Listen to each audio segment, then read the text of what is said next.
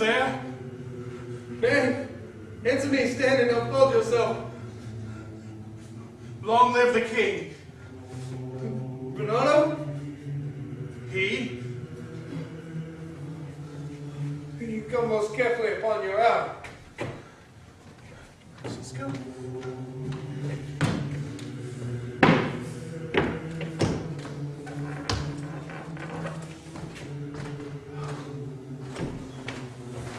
It's now struck 12, Francisco. Feet in bed. For this would make much sense. 'Tis bitter cold, and I am sick at heart. Well, good night. And if you do need Horatio and Marcellus to rouse of a watch, bid them make haste.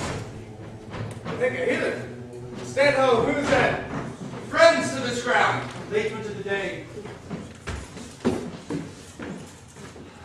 Give thee good night. Lord Bernardo, say, what is Horatio there? Peace of him. Oh, welcome, Horatio. Good Marcellus. What has this thing appeared again tonight? I have seen nothing. Horatio says 'tis but our fantasy. Will not let belief take hold of him, touching this dread sight twice seen of us. Therefore I have entreated him, along with us, to watch the minutes of this night. And if again this apparition come, he may approve our eyes and speak to us. Tush, tush. 'Twill not appear. Wait here a while.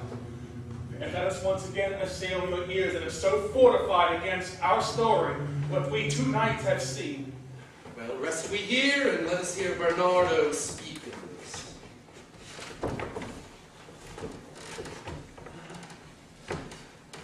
Last night of all, when yon same star that is westward from the pole had made his course to illuminate that part of heaven where it now burns, Marcellus and myself, the bell then beating 1. Look where it comes again. In the same figure like the king that's dead. Thou art a scholar. Speak to Horatio. Speak to him. What art thou? That usurps this time of night, together with that fair and warlike form in which the majesty of buried Denmark did sometimes march. For heaven I charge thee, speak! It is offended. See, it stalks away. Say! Speak! Speak, I charge thee! Speak! Tis gone. It will not answer. Now, Horatio, you tremble and look pale. Aye. Is this not something more than fantasy? What think you on it? Before my God, I might not disbelieve without the sensible and true avouch of mine own eyes. Is it not like the king? Such was the very armor he had on when he, the ambitious Norway, combated. Thus twice before, and jumped at this dead hour. With Marshal Stark hath he gone by our watch. In what particular thought to work, I know not. But in the gross and scope of mine opinion, this bodes some strange eruption to the state. A motive it is to trouble the mind's eye. In the most high and palmy state of Rome, a little ere the mightiest Julius fell, the graves stood tenantless, and the sheeted dead did squeak and gibber in the Roman streets, and the stars of trains of fire and dews of blood, disasters in the sun, and the moist star, upon whose influence Neptune's empire stands, was sick almost to doomsday with eclipse. But saw, behold, lo, where it comes again. I'll cross it, though it blaspheme. Stay, illusion. If thou hast any sound or use of voice, speak to me. If there be any good thing to be done, that may to thee do ease and grace to me, speak to me. If thou art privy to thy country's fate, which happily for knowing may avoid, oh, speak.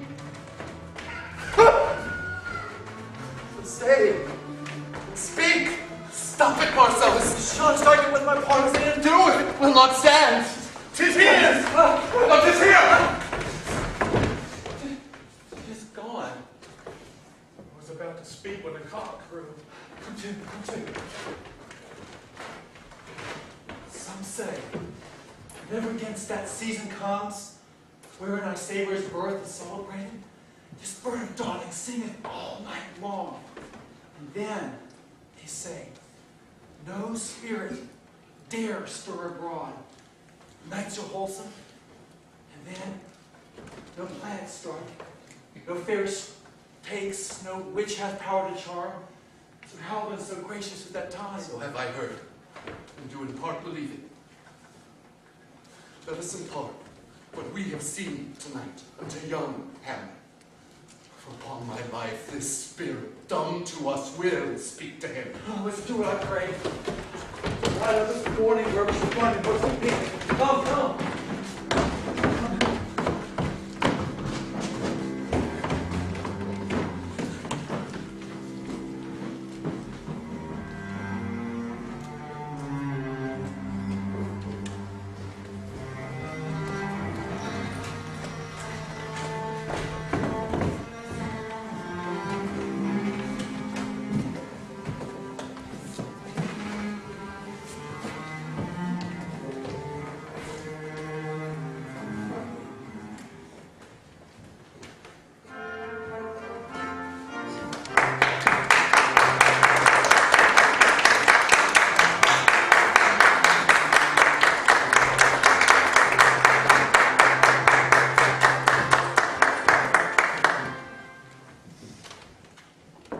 Though yet of Hamlet, our dear brother's death, the memory be green, and that it is befitted to bear our hearts in grief, and our whole kingdom to be contracted in one brow of woe.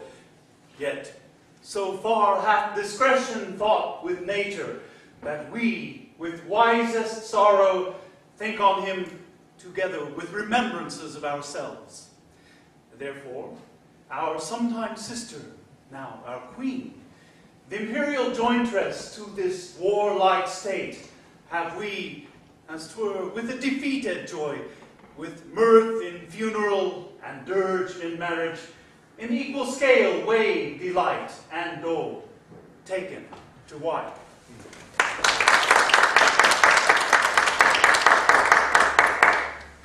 Nor have we herein barred your better wisdoms, which have freely gone with this affair along.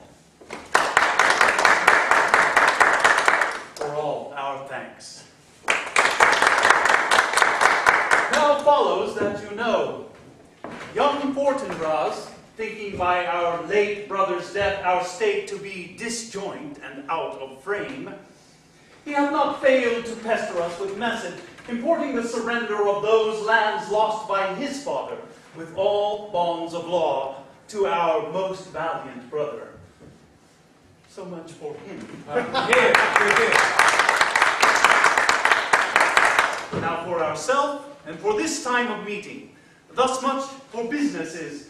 We have writ to Norway, uncle of young Fortinbras, of this his nephew's purpose, to suppress his further gait herein.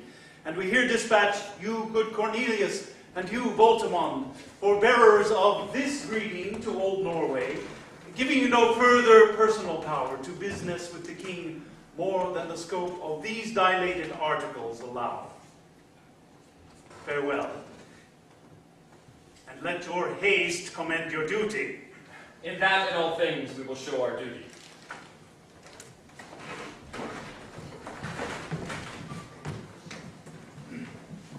And now, Laertes, what's the news with you? You told us of some suit.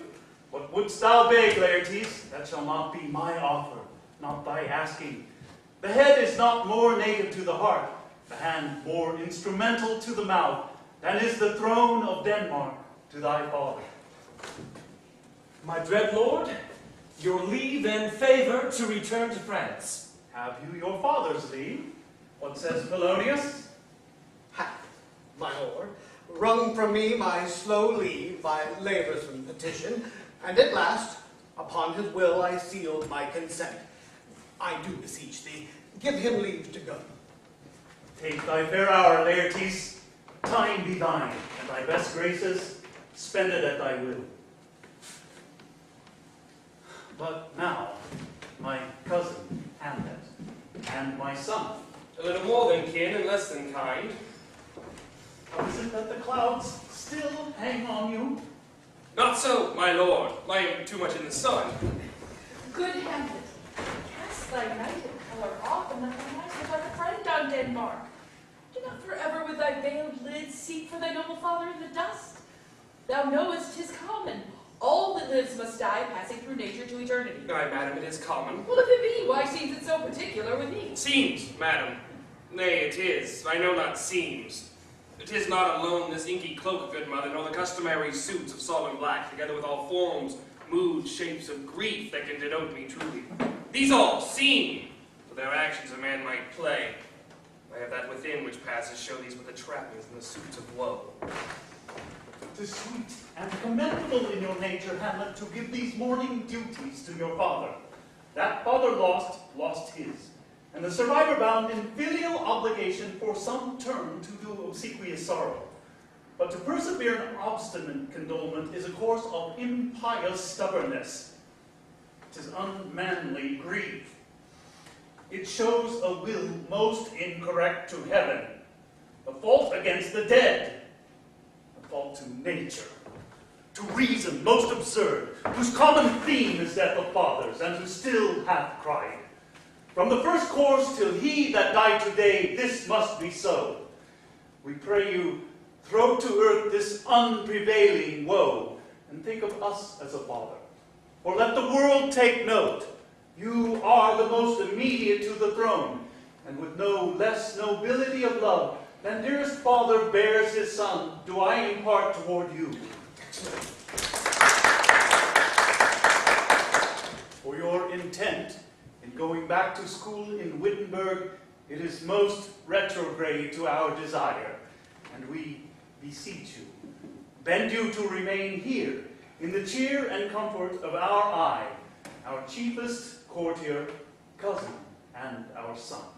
Let not thy mother lose her prayers, Hamlet. I pray thee stay here with us. Go not to Wittenberg. I shall with all my best obey you, madam. Why, 'tis a loving and fair reply. He is ourself in Denmark. Madam, come. This gentle and unforced accord of Hamlet sits smiling to my heart, in grace whereof no jocund health that Denmark drinks today, but the great cannon to the clouds shall tell. And the kings roused, the heavens shall rue it again, bespeaking early thunder. Come, away.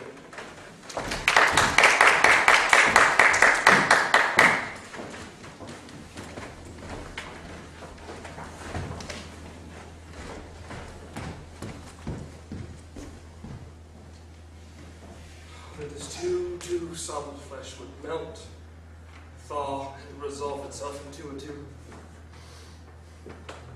Or that the everlasting had not fixed his cannon against self-slaughtered God. God, how weary, stale, flat, and unprofitable seems to me all the uses of this world. Fie on it, this unweedy garden that grows the seed. Things rank and gross in nature possess it merely. And it should come to this. But 2 months dead. Not so much, not 2. So excellent a king that was this Hyperion to a Satyr. So loving to my mother that he might not teem the winds of heaven visit her face too roughly. Heaven and earth must I remember. Why she would hang on him, as if increase in appetite had grown by what it fed on.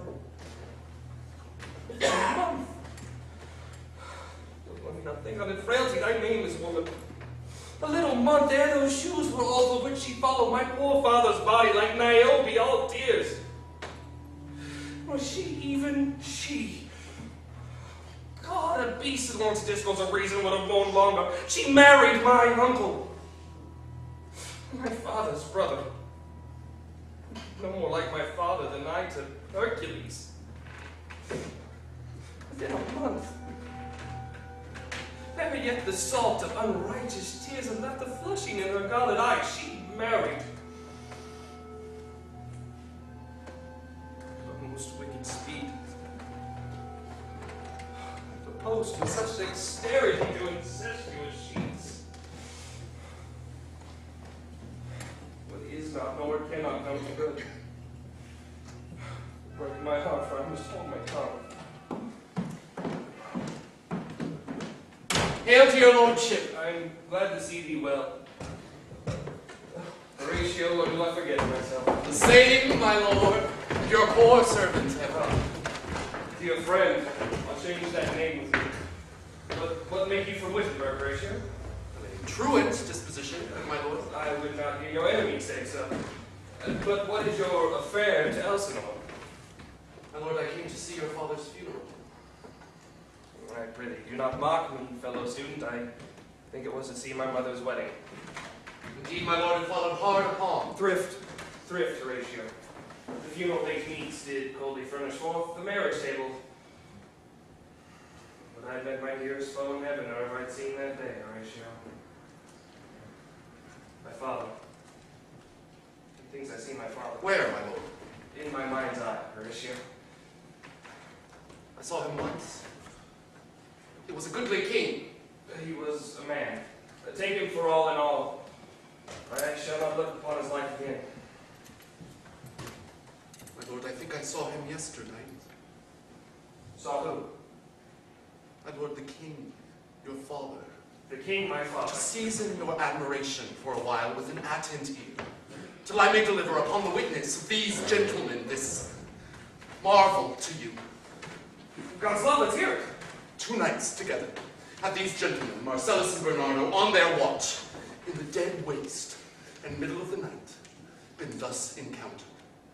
A figure, like your father, appears before them, and with solemn march goes slowly and stately by them. Thrice he walked, by their oppressed and fear-surprised eyes. Now this to me, in dreadful secrecy and part they did, and I with them the 3rd night, kept the watch where, as they had delivered, both in time, the apparition comes.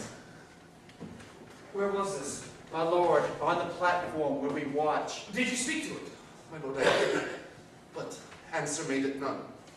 Yet once, methought, it lifted up its head, and did address itself to motion, like as it would speak, but even then the morning cock crew loud, and the sound it just shrunk in haste away, it vanished from our sight. It's strange. As I do live, my honored lord, it is true. And we did think it writ down in our duty to let you know of it. Oh, indeed. This troubles me. Behold you to watch tonight. We do, my lord. I will watch tonight, perchance to walk again. I warrant it will. If it assume my noble father's person, I will speak to it. Though hell should gape and bid me hold my peace. I pray you, if you have hitherto concealed this sight, let it be tenable in your silence still. And so fare you well. Upon the platform betwixt 11 and 12, I'll visit you. Our duty to your honor. Your love is mine to you. Farewell.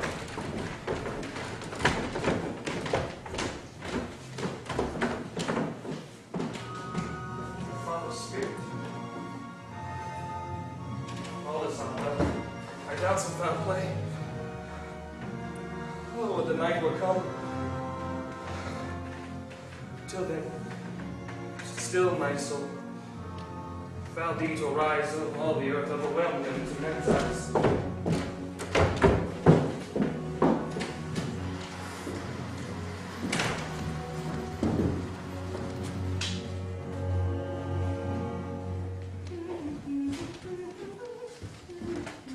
For Hamlet, and the trifling of his favor. Hold it a fashion and a toy in blood, the perfume and suppliance of a minute, no more. Oh, no more, but so. Think it no more. Perhaps he loves you now, but you must fear. His greatness weighed, his will is not his own. He may not, as unvalued persons do, carve for himself. For on his choice depends the safety and health of this whole state. And therefore his choice must be circumscribed unto the voice and yielding of that body whereof he is the head. Then, if he tells you he loves you, it fits your wisdom so far to believe it, as he in his particular act and place may give his saying deed, which is no further than the main voice of Denmark goes withal.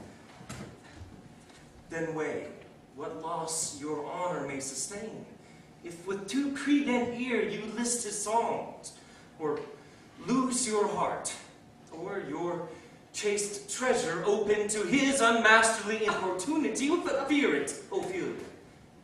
Best safety lies in fear. Youth to itself rebels, though none else hear.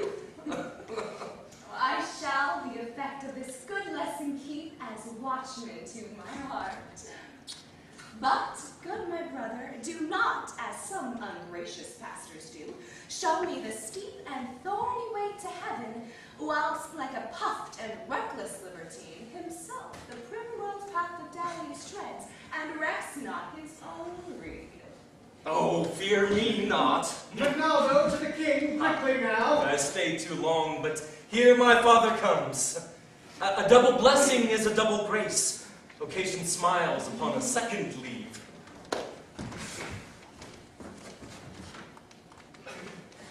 Look here, Laertes.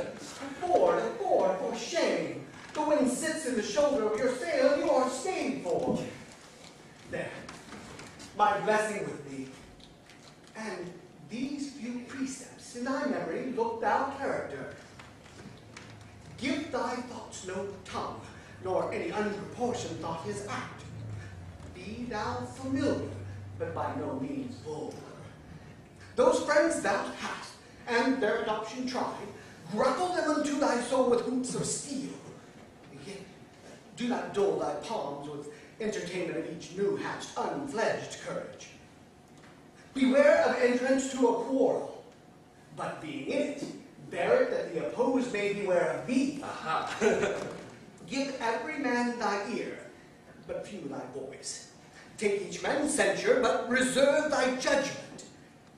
Costly thy habit as thy purse can buy, but not expressed in fancy. Rich, not gaudy. For the apparel oft proclaims the man. Neither a borrower nor a lender be, for loan oft loses both itself and friend, and borrowing dulls the edge of husbandry. Yes. This, above all, to thine own self be true, and it must follow, as the night of the day, thou canst not then be false to any man. Farewell. My blessing season this indeed. Most humbly do I take my leave, my lord. Farewell. Good. Remember well what I have said to thee. 'Tis in my memory locked, and you yourself shall keep the key of it. Farewell.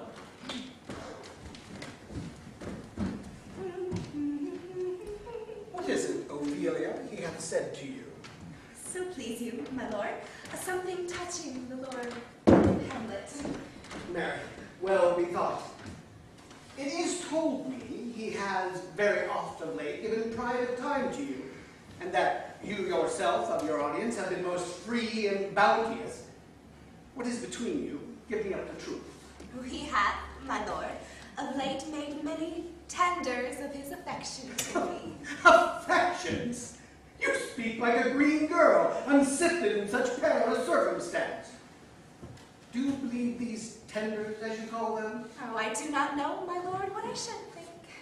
Mary, I will teach you.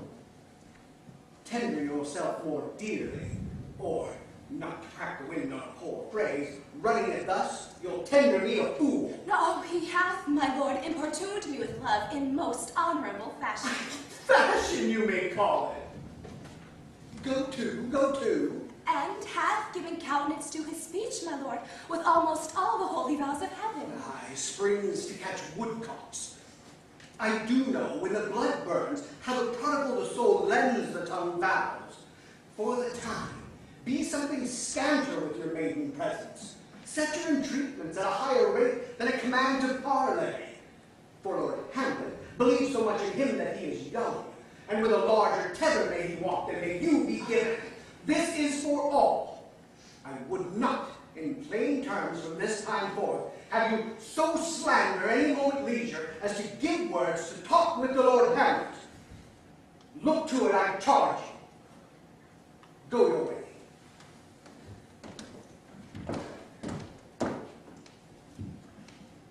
I shall obey, my lord.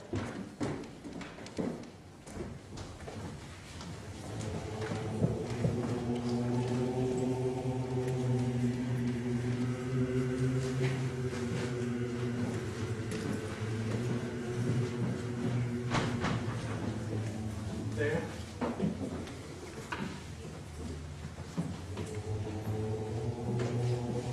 Let that watch go on. Watch.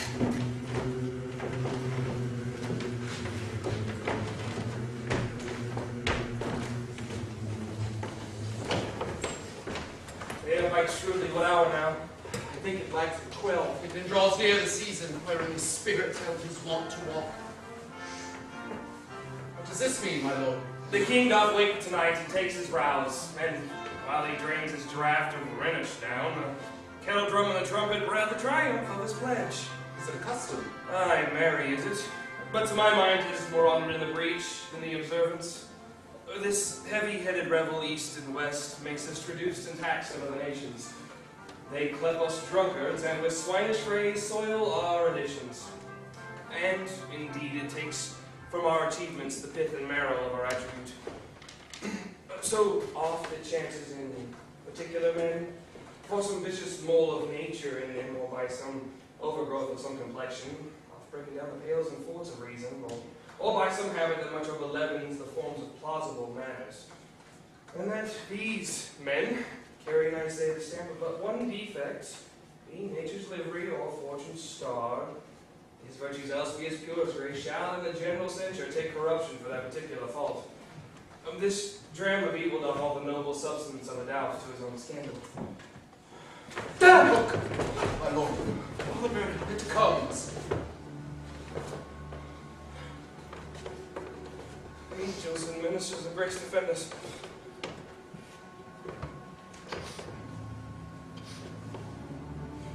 Be thou spirit of health or goblin damned. Be thy intents wicked or charitable. Thou comest in such a questionable shape that I will speak to thee. I'll call thee Hamlet. King.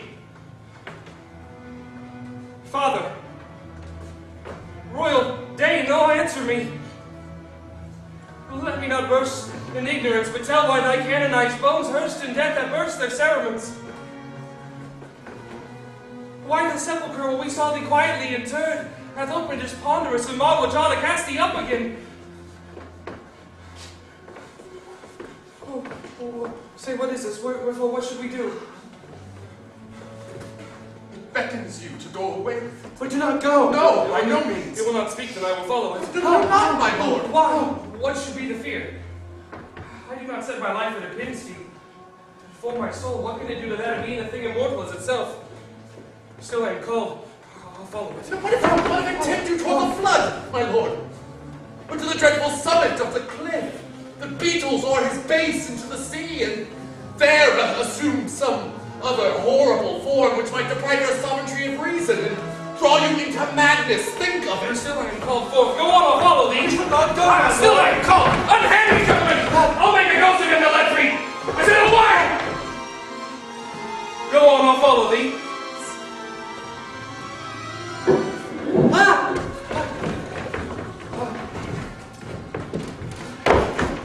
Wax is desperate with imagination. Have after. To what issue will this come? Something brought to the state of Denmark.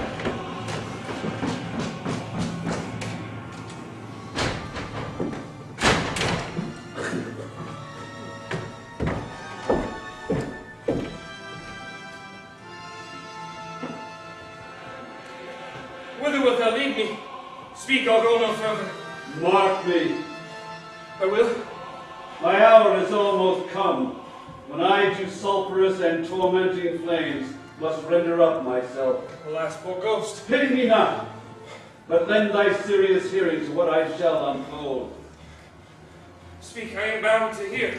So art thou to revenge when thou shalt hear. What?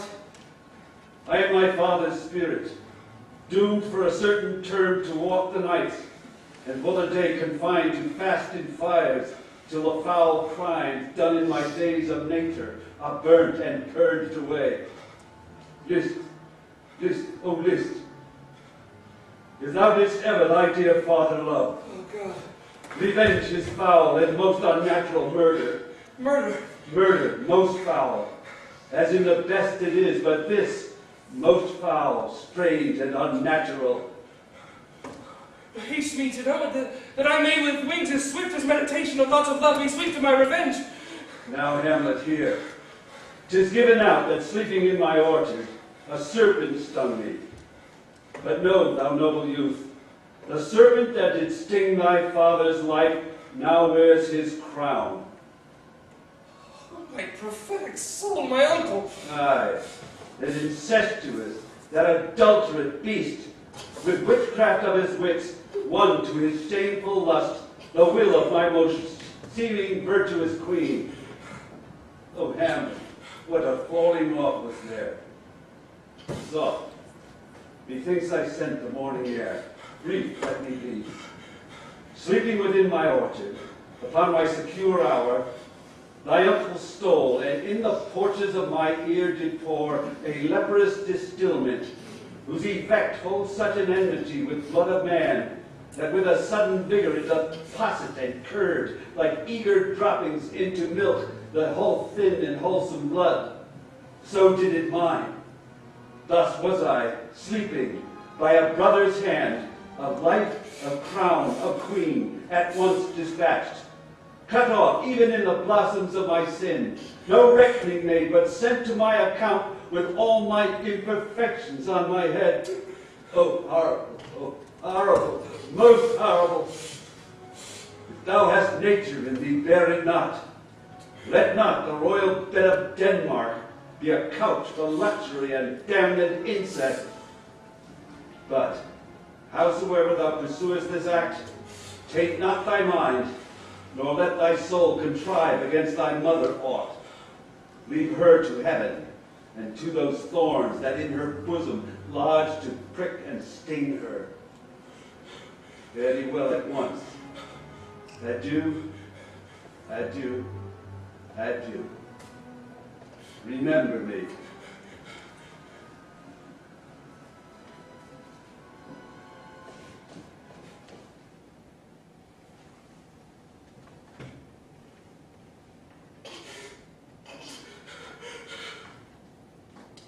Oh, you awesome heaven!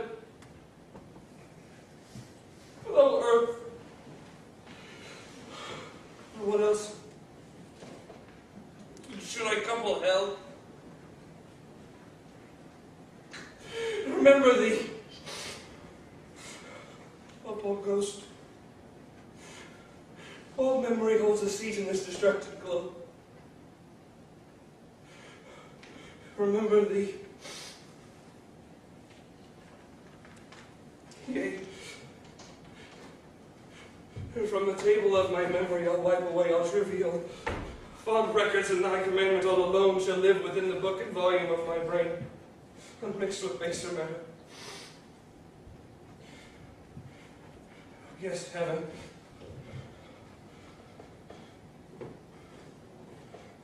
Oh, most pernicious woman.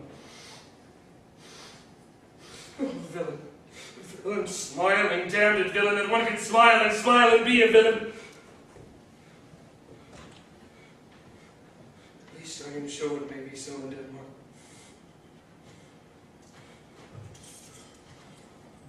So, uncle. There you are.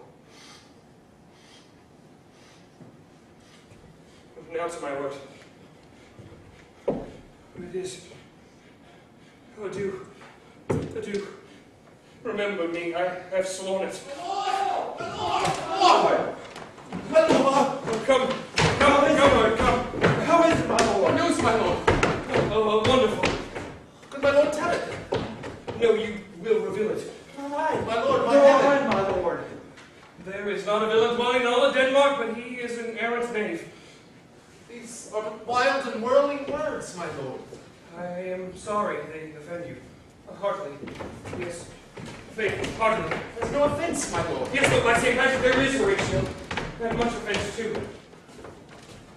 Touching this vision here, 'tis an honest ghost, that let me tell you.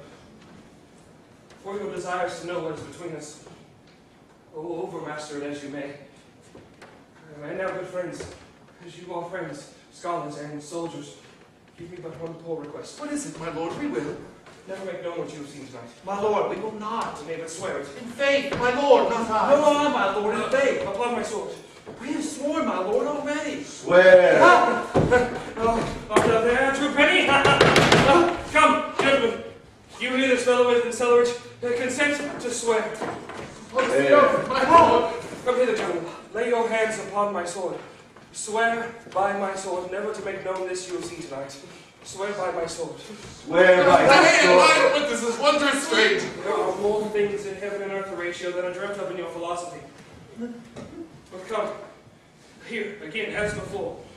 Never, so help you mercy, how strange or odd somever I bear myself is, I after perchance shall think me to put an antic disposition on. That you at such time seeing me, never shall, by pronouncing some doubtful phrases well we know, or when we could and if we would, or some ambiguous giving out note that you know aught of me. This do swear, so grace and mercy at your most need help you. Swear. Rest. Rest, perturbed spirit. So, gentlemen, let us go in together. The time is out of joint. Oh, mercy, it's right. Whenever I was born, I said it right.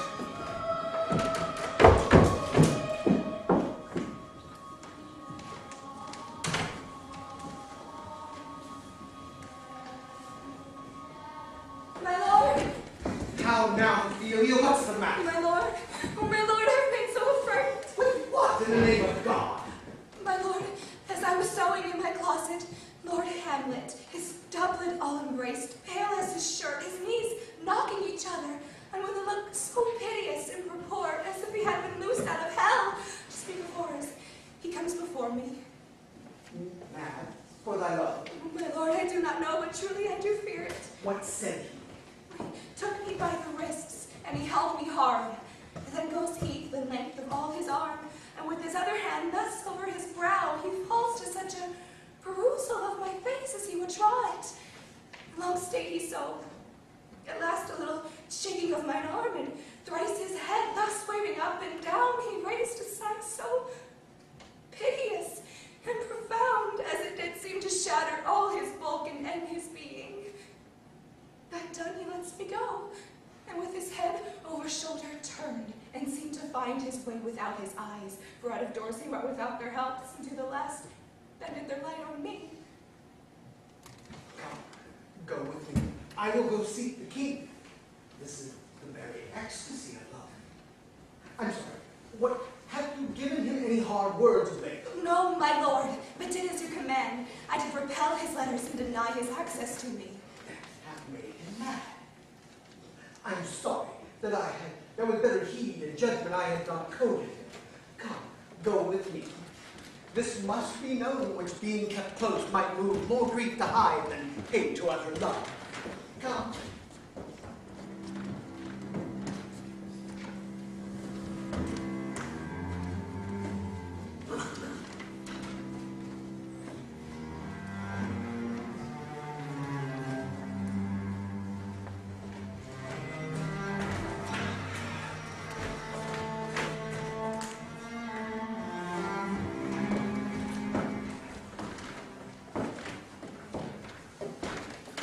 Welcome, dear Rosencrantz and Guildenstern. Moreover, that we much did long to see you, the need we have to use you did provoke our hasty sending. Something have you heard of Hamlet's transformation?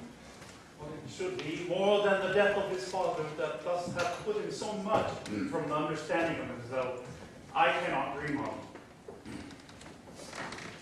I entreat you both that you vouchsafe your rest here in our court, to draw him on to pleasures, and to gather so much as from occasion you may glean, whether aught to us unknown afflicts him thus, that opened lies within our remedy. Good gentlemen, much hath he talked of you, and sure I am that 2 men living there is not to whom he more adheres. Both your majesties might, by the sovereign power you have of us, put your dread pleasures more into command than to entreaty. But we both obey, and hereby give up ourselves in the full bent, to lay our services freely at your feet. Thanks, Rosencrantz and Guildenstern. Thanks, Guildenstern and gentle Rosencrantz. And I beseech you instantly to visit my too much changed son. Heavens make our presence and our practices pleasant and helpful to him. Aye, amen. The ambassadors from Norway, my lord, are joyfully returned. Thou still hast been the father of good news. Have I, my lord? I assure my liege I hold my duty as I do my soul, both to my God and to my gracious king. And I do think I have found the very cause of Hamlet's lunacy. Oh, speak of that. That do I long to hear. He tells me, my dear Gertrude, he hath found the head and source of all your son's distemper. I doubt it is no other but the main, his father's death. Dower, or hasty marriage. Well, we'll sift him. My liege and madam, to expostulate what majesty should be, what duty is, why day is day, night, night, and time is time, were to do nothing more than to waste night, day, and time. Therefore, since brevity is the soul of wit, and tediousness the limbs and outward flourishes, I will be brief. Your noble son is mad. Mad call I it, for to define true madness, what is it but to be nothing else but mad? But let that go. More matter with less art. Madam, I assure you, I use no art at all. That he is mad, 'tis true. 'Tis true, 'tis pity, and 'tis pity, 'tis true, a foolish figure. But farewell, and I will use no art. Mad, let us grant him then, and now remains for us to find the cause of this effect. Or rather, the cause of this defect. For this effect effected comes by cause. Thus it remains to the remainder thus. Prevent. I have a daughter, well, she is mine, who in her duty and obedience mark hath given me this. Gather and surmise. To the celestial and my soul's idol, the most beautified Ophelia. That's an ill phrase. It's a vile phrase. Beautified is a vile phrase. But you shall hear. Take this from Hamlet to her. Good madam, still a while. I will be faithful. Doubt thou the stars are fire. Doubt thou the sun doth move. Doubt truth to be a liar, but never doubt I love. Oh, dear Ophelia, I am ill at these numbers. I have not aught to reckon my groans, but I love thee best, oh, most best. Believe it, thine evermore, my dear lady, while this machine is to him, Hamlet. This in obedience hath my daughter shown to me. But how hath she received his love? What do you think of me? As a man faithful and honorable. I would fain prove so. What might you think when I had seen this hot love on the wing, if I had played the desk or table book, or given my heart a winking, mute and dumb, or looked upon this love with idle sight? What might you think? No, I went round to work, and thus my young mistress did I bespeech. Lord Hamlet is a prince, out of thy star, it must not be. And prescripts I gave her that she should lock herself away from his result, which being done, she took the fruits of my advice, and he repelled, a short tale to make, fell into a sadness, then to a fast, thence into a watch, thence to a weakness, thence to a lightness, and by this declension into the madness wherein now he raves, and all we mourn for. Do you think 'tis this? It may be very like.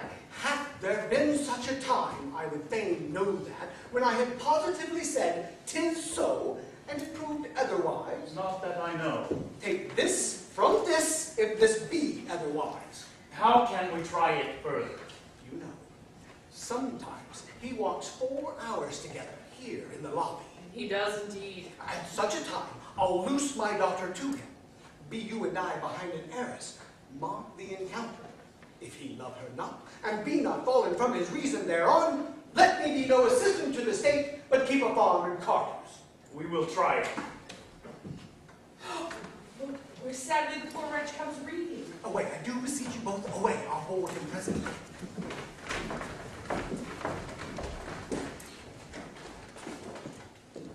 How does my good Lord Hamlet? Well, God of mercy. Do you know me, my lord? Excellent well. You are a fishmonger. Not I, my lord.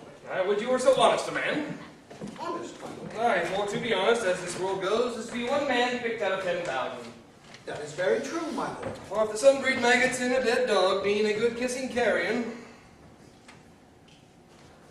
Have you a daughter? I have, my lord. Let her not walk in the sun. Conception is a blessing. But as your daughter may conceive, friend, look to it. How say you by that? Still harping on my daughter. And yet he did not know me at first. He said I was a fishmonger. He is far gone. What do you read, my lord? Words. Words. Words. What is the matter, my lord? Between who? I mean the matter that you read, my lord. Slanders, sir. For the satirical rogue says here that old men have gray beards, that their faces are wrinkled, their eyes burning thick amber and plum tree gum, that they have a plentiful lack of wit, all together with most weak hands. All of which, sir, though I most powerfully and potently believe, yet I hold it not honesty to have it thus set down. For yourself, sir, could grow as old as I if, like a crab, goes backwards. Though this be madness, there is method in it. Will you walk out of the air, my lord? Into my grave. Indeed, that is out of the air. How pregnant sometimes his replies are. A happiness that often madness hits on. I will suddenly contrive a means of meeting between him and my daughter. My lord, I take my leave of you. You cannot, sir, take from anything I would more willingly part with all. Except my life. Except my life. Except my life. You go to seek the Lord Hamlet. There he is. God save you, sir. My honored lord, my most dear lord. And my most excellent good friend. Guildenstern, how dost thou? Rosencrantz, good lads, how do you both? As the indifferent children of the earth. Happy in that we are not over happy. On fortune's cap we are not the very button. Nor the sole of her shoe. Neither, my lord. Then you live about her waist, or in the middle of her favors? Faith her privates we. The secret parts of fortune, most true. She is a strumpet. But what news? None, my lord, but that the world's grown honest. Then is doomsday near. But your news is not true. Let me question you more in particular. What have you, my good friends, deserved at the hands of fortune that you've been sent to prison hither? Prison, my lord. Denmark's a prison. That is the world one. A goodly one, in which there are many wards, confines, and dungeons, Denmark being one of the worst. We think not so, my lord. Why, then it is done to you. For there is nothing either good or bad, but thinking makes it so. To me it is a prison. Why then your ambition makes it one. 'Tis too narrow for your mind. Shall we go to the court? For by my faith I cannot reason. We'll wait upon you. Tis no such matter, I will not source you with the rest of my servants. But in the beaten way of friendship, what make you to Elsinore? To visit you, my lord. No other occasion. Well, beggar that I am even poor in thanks. And I thank you, dear friends, and it's worth but a half a penny. Were you not sent for? Is it of your own inclining? Is it a free visitation? Come, come, deal justly with me. Nay, come, speak. What should we say, my lord? Anything but to the purpose. You were sent for. There is a kind of confession in your looks which your modesties have not craft enough to color. I know the king and queen have sent for you. To what end, my lord? That you must teach me. But let me conjure you by the rights of our fellowship, be even and direct with me whether you were sent for or no. What say you? Nay then, I have an eye of you. If you love me, hold not off. My lord, we were sent for. I will tell you why. I have of late, wherefore I know not, lost all my mirth, forgone all custom of exercises, and indeed it goes so heavily with this disposition that this goodly frame, this earth, seems to me a sterile promontory. The most excellent canopy, the air, look you, the brave overhanging firmament, the majestical roof fretted with golden fire, appeareth nothing to me but a foul and pestilent congregation of vapors. What a piece of work is man! How noble in reason, how infinite in faculties, in form and moving, how express and admirable, in action, how like an angel, in apprehension, how like a god, the beauty of this world, paragon of animals. And to me, what is this quintessence of dust? Man delights not me. No, no woman neither, though I go smiling, you seem to say so. My lord, there was no such stuff in my thoughts. Why did you laugh then when I said man delights not me?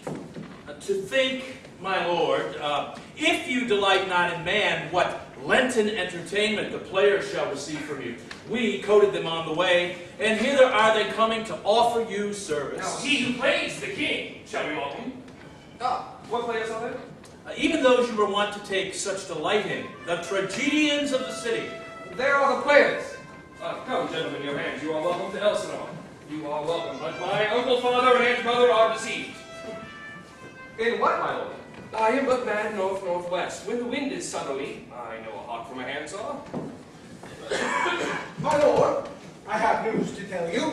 My lord, I have news for you. When Roycius was an actor in The actors are coming Buzz, here, my buzz. lord. Upon my And honor, King character on his ass. the best actors in the world, either for tragedy, comedy, history, pastoral, pastoral comical, historical pastoral, tragical historical, tragical historical pastoral comical, seen in the Bible or poem unlimited. Seneca cannot be too heavy, nor classes too light. For the law of writ and the liberty, these are the only men. Oh, Jephthah, judge of Israel, what a treasure hadst thou. What treasure had we, my lord? Why, one fair daughter and no more, the which he loved, as he well. Still on my daughter. Welcome, gentlemen, masters, you are welcome. I'm glad to see thee well. Welcome, friends. Ah, my old friend. Thy face is balanced since I saw thee last. Come sell the beard me in Denmark. Give us a speech, straight. Come, give us a taste of your quality, a passionate speech. What speech, my good lord? I heard thee speak me a speech once, but it was never acted. Or if it were not above once for the play, I remember, please not the millions. But it was an excellent play. One speech in it I chiefly loved. 'Twas Aeneas' tale to Dido, thereabout of it, especially when he speaks of Priam's slaughter. If it live in your memory, begin at this line. Let me see. The rugged Pyrrhus, like the Hyrcanian beast. 'Tis not so. It begins with Pyrrhus. The rugged Pyrrhus, roasted in wrath and fire, and thus oversides with coagulate gore. With eyes like carbuncles, the hellish Pyrrhus, old grandsire, Priam seeks. Anon he finds him, striking too short at Greeks. His antique sword, rebellious to his arm, lies where it falls, unrepugnant to command. Unequal matched, Pyrrhus at Priam drives, in rage strikes wide, but with the whiff and wind of his fell sword, the unnerved father falls. For lo, And then senseless Ilium, with flaming top, stoops to his base, and with a hideous crash takes prisoner Pyrrhus' ear. For lo, his sword, which was declining on the milky head. This is too long! But shall we to the barber with your beard? Prithee, say on. Say on. Come to Hecuba. But who, woe, had seen the Moblin Queen, A Mobley queen. That's good. Mobley Queen is good. run barefoot up and down, threatening the flames. Who this had seen, with tongue in venom steeped, gainst fortune's state with treason hath pronounced. But if the gods themselves did see her then, when she saw Pyrrhus make malicious sport in mincing with his sword her husband's limbs, the instant burst of clamor that she made, unless things mortal move them not at all, would have made melts the burning eyes of heaven. And passion in the gods. Look, wherever he has not turned his color and has tears in his eyes. 'Tis well. I'll have thee speak the rest of this soon. My lord, will you see these players well bestowed? My lord, I will use them according to their deserts. God's body, kinsman, much better. For use every man after his deserts, and who shall escape whipping? Come, sirs. Follow him, friends. We'll have a play tomorrow. Dost thou hear me, old friend? Canst thou play the murder of Gonzago? Aye, my lord. Good. We'll have it tomorrow. You could, for a need, study a speech of some 12 or 16 lines that I would set down and insert in it, could you not? Aye, my lord. Very well. Follow that lord.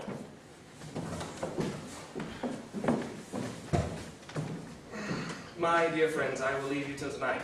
You are welcome to Elsinore. Good, my lord.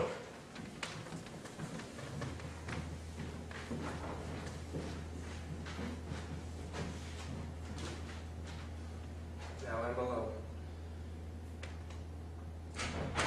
What a rogue and peasant slave am I? Is it not monstrous that this player here, but in a fiction, in a dream of passion, could force his soul so to his own conceit, that from working on his visage rained tears in his eyes, distraction in his aspect, a broken voice, and his whole function suiting with forms of his conceit? Why, for nothing. For Hecuba? What's Hecuba to him, or he to Hecuba, that he should weep for her? What would he do, had he the motive and cue for passion that I have?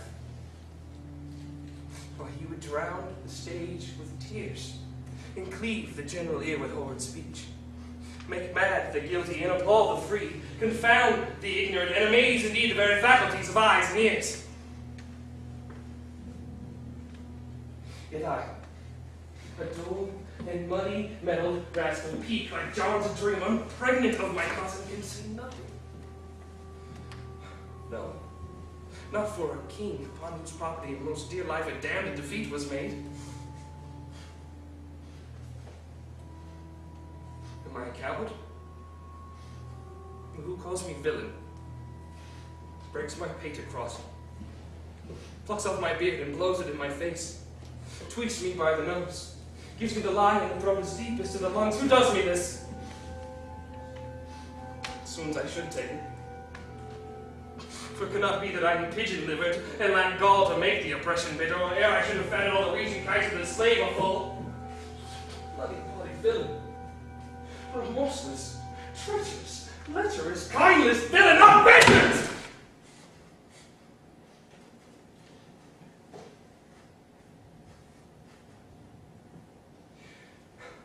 Why, what an ass am I? Well, this is most brave.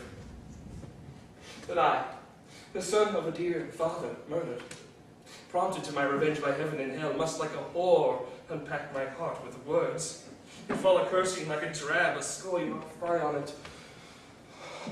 Fly about my brains.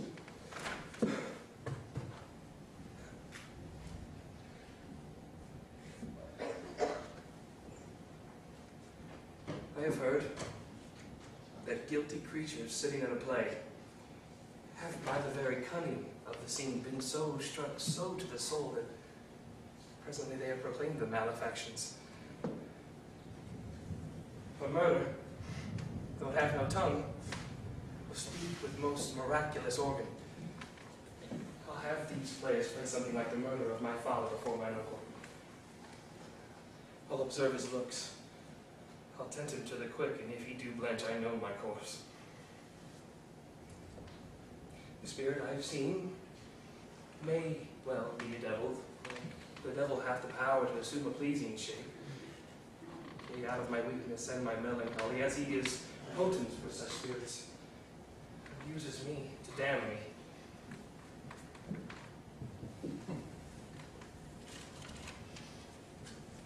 I'll have grounds more relative than this. The play's the thing, or I'll catch the conscience of the king.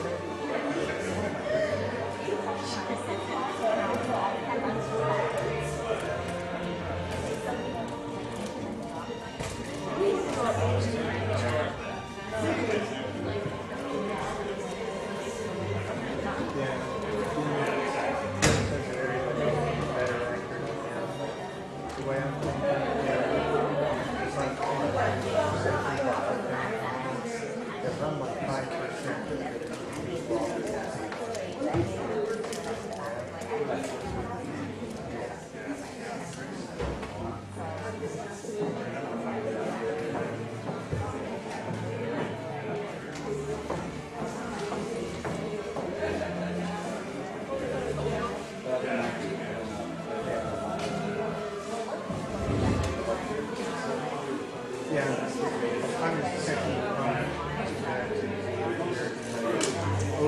there.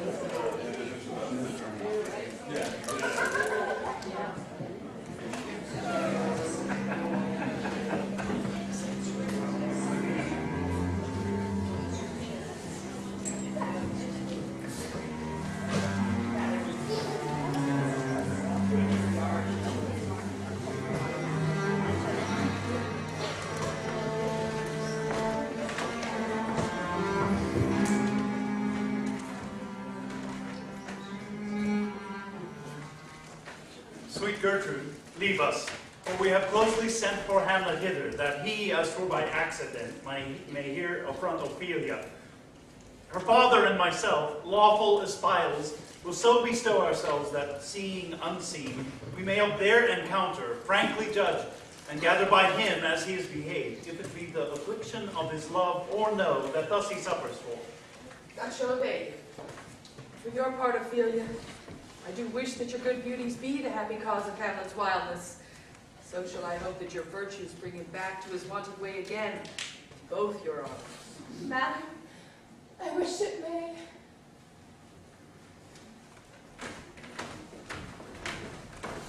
Ophelia, walk you here. Grace, so please you, we will bestow ourselves. Read on this book, that show of such an exercise may color your loneliness. I hear him coming. Let's withdraw, my lord.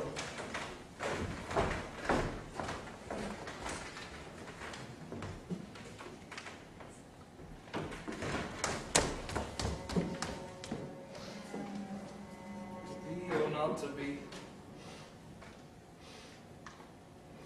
That is the question. Whether 'tis nobler in the mind to suffer the slings and arrows of outrageous proportion, to take arms against a sea of trouble, to by opposing, and then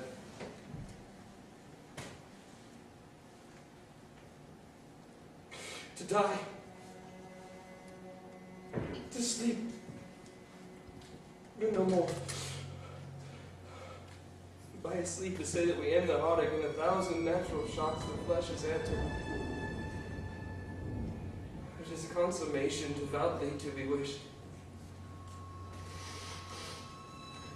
To die. To sleep. But to sleep perchance to dream. Where there's a rub.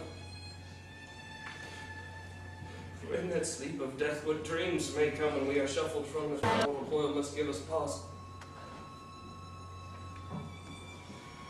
There's a calamity that makes so long a life. For who would bear the whips and scorns of time, the oppressor's wrong, the proud man's contumely, the pangs of a despised love, the lost delay, the insolence of office, and the spurns that patient merit of unworthy take? He himself might his quietus make with a bare bargain. Who would Farrell's better? Sweat and grunt under a weary life, but the dread of something after death. The undiscovered country from whose born the traveler returns puzzles the will. Makes us bear those ills we have and fly to those we know not of. And this conscience does make cowards of us all. This native hue of resolution is sickly noble with a pale cast of thought. Enterprises of great pitch and moment. And with this regard, their courage to awry is the name of action. Soft and fair Ophelia. Names and I also be all my sins remembered. Good my lord, how does your honor for this many a day? I humbly thank you well. My lord, I have remembrances of yours, which I have longed long to redeliver. Pray you now receive them.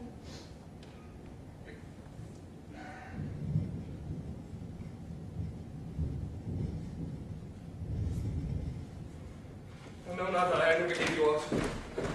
My lord, you know quite well you did. And with them, words of so sweet breath composed has made the things more rich. Their perfume lost.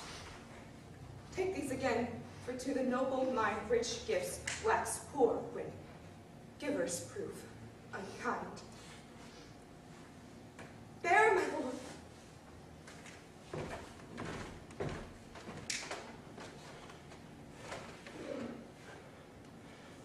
Or are you honest? My lord, Are you fair? what means your lordship? Well, that if you be honest and fair, your honesty should admit no discourse to you.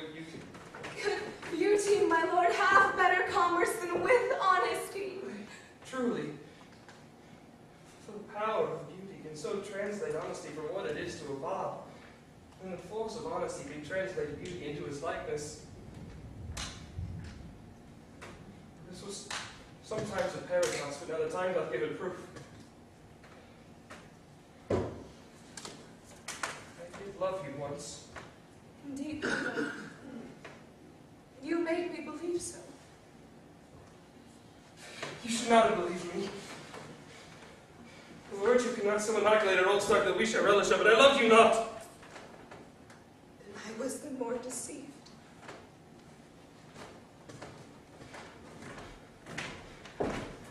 Thee to a nunnery? Why wouldst thou be a breeder of sinners? I am myself indifferent, honest, yet I could accuse myself of such things. It were better my mother had not borne me. I am very proud, revengeful, ambitious, with more fences at my beck than I have thoughts to put them into. Time to act them in no imagination to give them shape. What should such fellows as I do crawl in between earth and heaven?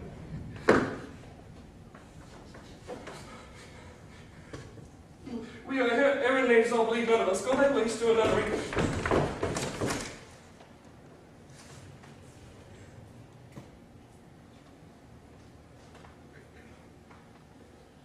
Where is your father? At home, my lord. Let the doors be shut upon him, that he shall play the fool no way but in his own house. Farewell. Sweet heavens, help him. Lord, if thou dost marry a fool. Thou shalt not escape calumny. Go thy ways to a nunnery, and quickly too. Farewell. Or if thou needst marry a fool. The wise men know well enough what monsters you make of them. Give it to a nunnery. Oh, heavenly powers! I have heard of your paintings well enough. God hath given you one face, and you make yourself another. You jig and amble, and you lisp. You nickname God's creatures, and you make your wantonness your ignorance.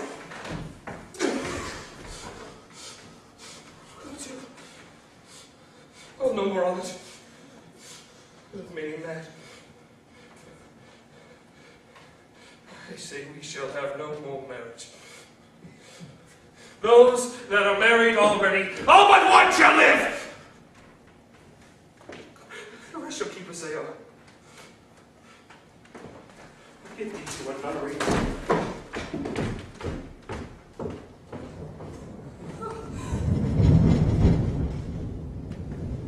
Oh, what a noble mind is here overthrown. The courtiers, soldiers, scholars, eye, tongue, sword, the expectancy and rose of the fair state, the glass of fashion and mold of form, the observed of all observers, quite down.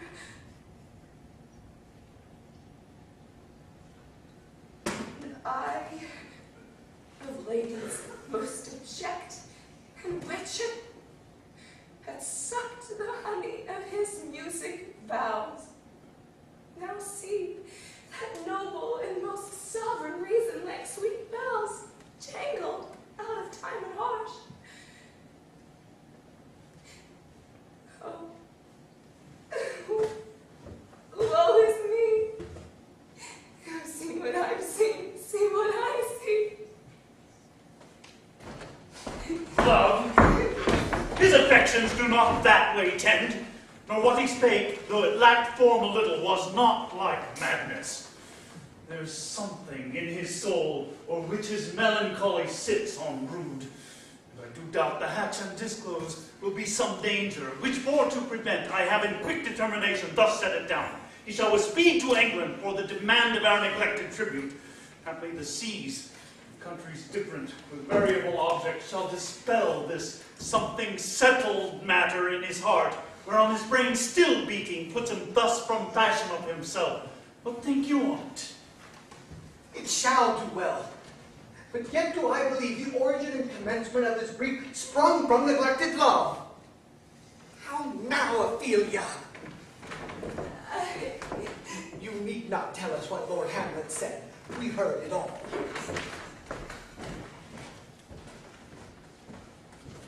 My lord, do as you please. But if you hold it fit, after the play, let his queen mother all alone entreat him to show his grief. Let her be round with him, and I'll be placed, so please you, in the ear of their conference. If she find him not, to England send him, or confine him where your wisdom best shall be. It shall be so. Madness in great ones must not unwatched go.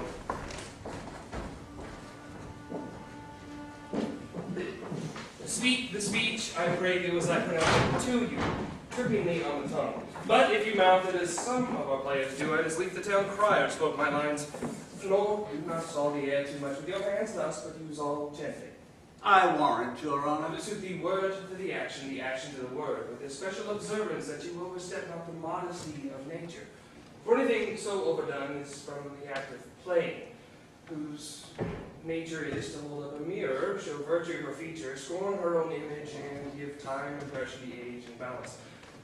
I have seen players play and heard others praise that not having the accent of Christian, nor the gait of Christian, pagan, nor man, have so strutted and bellowed that I had thought nature's journeymen had made men and not made them well, nor they imitated humanity so abominably. Well, I hope we have reformed that indifferently with us, sir. Reform it altogether. Go and be ready. Ah, my lord, will the king hear this piece of work? And the queen too, and that presently. Bid the players make haste. What an old Horatio. Here, sweet lord. At your service. Well, now I'd even just a man as ever my conversation goes withal. Oh my dear lord. Do not think I'm flattered, I'll say here. Give me that man that is not passed enslaved, and I will wear him in my heart's core, and my heart of hearts as I do thee. Let's not get too much of this. There is a play tonight before the king. One scene of it comes near the circumstance I told thee of my father's death. I pray thee, when thou seest his active foot, observe my uncle. If his occult of guilt do not itself unkennel in one speech, it is a damned ghost that we have seen. And my imaginations are as foul as Vulcan's stithy. I pray thee, give him heedful note, for my eyes will rivet to his face, and we shall both our judgments join in the censure of his scene. They are coming to play. I must be out of your place.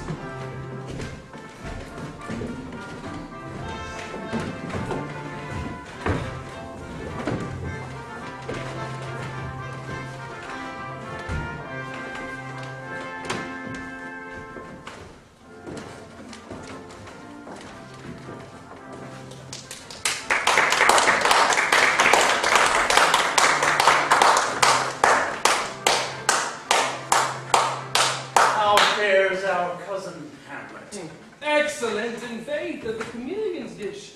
I eat the air, promise, cram. You cannot feed capons so. I have nothing with this answer, Hamlet. These words are not mine. All mine now. My lord, you played in the university once, you say? That did I, and was accounted a good actor. Oh, what did you enact? I did enact Julius Caesar. I was killed in the Capitol. Brutus killed me. No, there was a brute part of him to kill so capital a calf. Be the players ready? Aye, my lord, they wait upon your patience. Come hither, my dear Hamlet, sit by me. No, mother. Here's metal more attractive. Oh, do you want that? Lady, shall I lie in your lap? No, my lord. I meant my head upon your lap. Aye, my lord. Do you think I meant country matters? I think nothing. Oh, it is a fair thought to lie between maids' legs. What is, my lord? Nothing.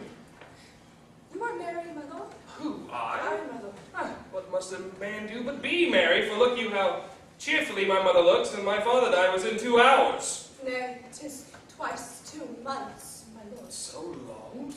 Oh, heavens. Well, let the devil wear black, for I'll have a suit of sables. Died 2 months and not forgotten yet?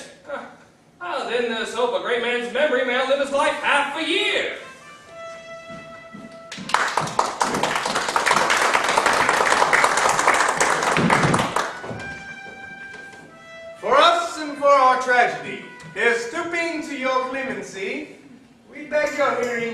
Is this the prologue or a posy of a reign? Tis brief, my lord. As woman's love.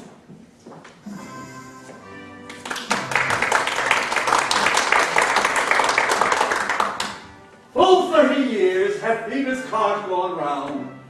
Neptune's salt waters and terrace orbit grounds his love our hearts, and Hymen did our hands unite co-mutual in most sacred band. So many journeys may the sun and moon make us count o'er ere love be done. But woe is me, you are so sick of late, so far from cheering from your former state that I distrust you. Yet though I distrust, discomfort you, my lord, and nothing must. Faith, I must leave you, love, and shortly too.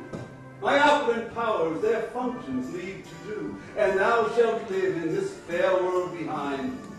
Honored, beloved, and happy one as kind. For Oh, husband... confound the rest! Such love be treason in my breast. Second husband, let me be accursed. None wed the second, but who killed the first. That's wormwood. The instances that second marriage move are base respects of thrift, but none of love. The second time I kill my husband dead, when second husband kisses me in bed. I think you do believe what now you speak, but what we do determine oft we break, and orderly to end where I begun, oft the wills and faith to so contrary run that our devices still are overthrown. Our thoughts are ours, their ends none of our own. So think thou wilt no second husband wed, but die thy thoughts when thy first love is dead. Nor earth to give me food, nor heaven light. Sport and repose lock from me day and night, both here and hence, pursuing me lasting strife. If once a widow, ever I be a wife. If she should, break it now. Sweet, leave me here a while. My spirits grow dull, and fain would I beguile the tedious day with sleep. Sleep rock thy brain, and never come this chance between us twain.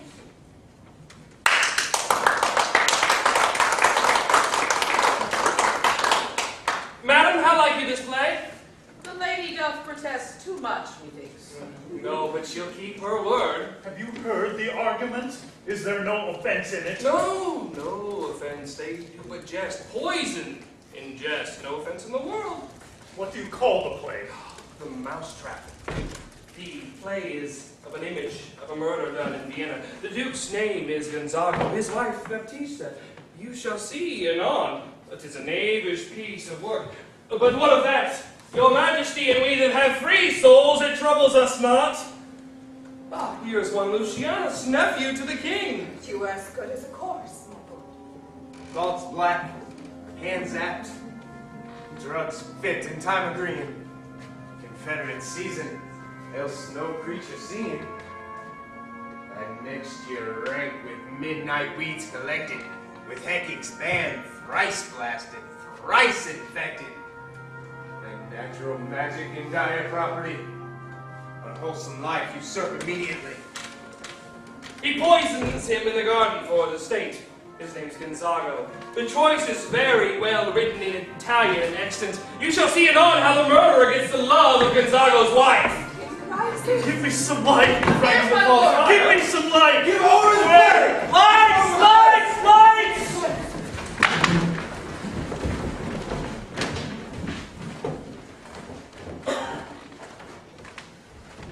Oh, Horatio, I'll take the ghost word for £1,000, didn't perceive. Very well, my lord. On the talk of poisoning. I did very well, note. Come, some music. Come, the recorders. For the king not like this comedy, perchance be like not hurting. Good, my lord. Vouchsafe me a word. Aye, sir, a whole history. The king, sir, Aye, what of it? is in his retirement marvelous distemper. With drink, sir? No, my lord, with collar. Ah, well, your wisdom should show itself rigid to signify this to a doctor. For me to plunge him to his purgation might perhaps put him into more choler. Good, my lord, put your discourse into some frame, and stop not so wildly from my affair. I obtain, sir, pronounce. The queen, sir, your mother, in most great affliction of spirit hath sent us to you. And thus she says, your behavior hath struck her into amazement and admiration. No wonderful son that can so astonish your mother. Is there no sequel at this mother's admiration? Impart! She desires to speak with you in her closet ere you go to bed. Oh, we shall obey, were she 10 times our mother. Have you any further trade with us? My lord, you once did love me. And you steal by these pickers and stealers. Good, my lord, what is your cause of distemper? Why do you go about to recover the wind of me as you would drive me into a torrent? My lord, if our duty be too bold, our love is too unmannerly. You not well understand that. Play upon this pipe. My lord, I cannot. I pray you. Believe me, I cannot. I beseech you. I know no touch of it. It's as easy as lying. Cover these bandages with your finger and thumb, give it breath with your mouth, and it will discourse most eloquent music. See, these are the stops. My lord, if these cannot I command you any utterance of harmony. I have not the skill. Oh, how now, what an unworthy thing you make of me. You would seem to play upon me, seem to know my stops. God's blood, you think I'm easy to be played upon in a pipe? Call me what instrument you will, though you can fret upon me, you cannot play upon me. God bless you, sir. Her Majesty will speak with you, and presently. Dost thou see yonder cloud that's almost in the shape of a camel? By the mass, 'tis like a camel indeed. Methinks it's like a weasel. It is backed like a weasel. Or like a whale. Very like a whale. I shall come to my mother by and by. They fool me to the top of my bent. By and by. I will say so. By and by is easily said. Leave me, friends.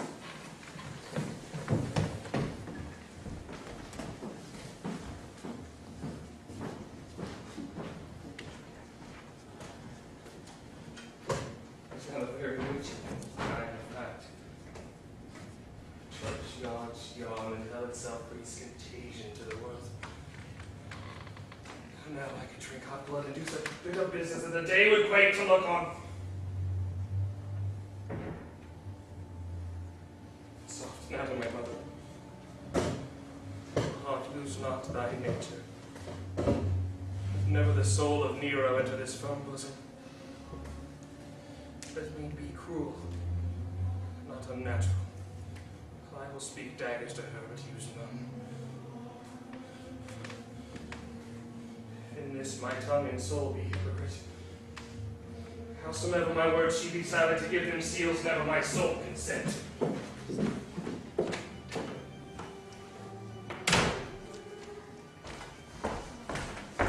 I like him not, nor stands it safe with us to let his madness range.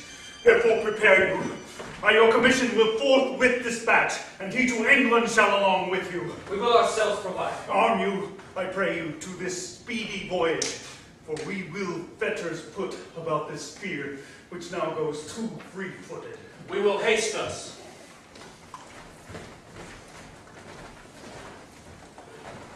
My lord, he goes to his majesty, or to his queen's chamber. Behind an arras I'll convey myself. Fare you well, my liege. I will call upon you ere you go to bed and tell you what I know. Thanks, dear my lord.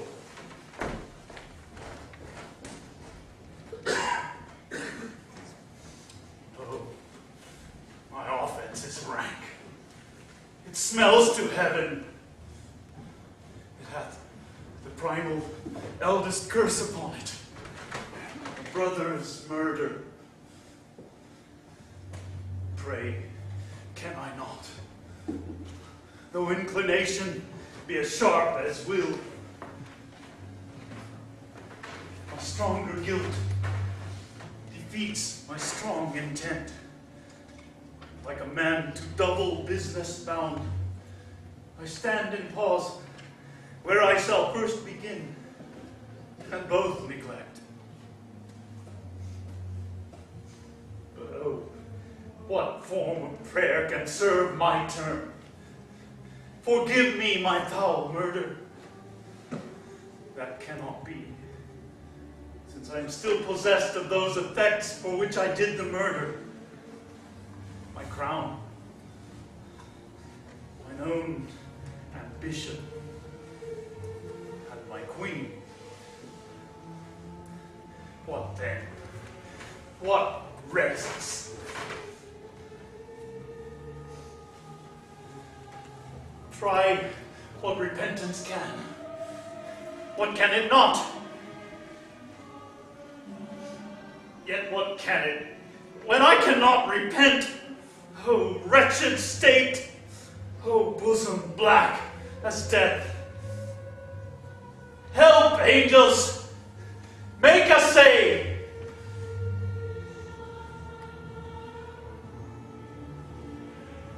bow, stubborn knees, and heart with strings of steel be sought, as sinews of the newborn babe. All may be well.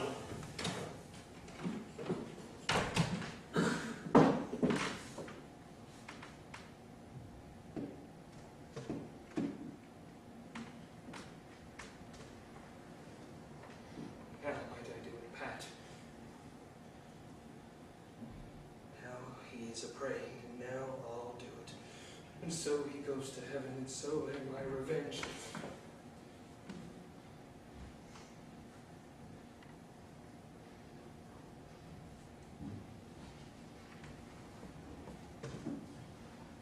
I will be scanned.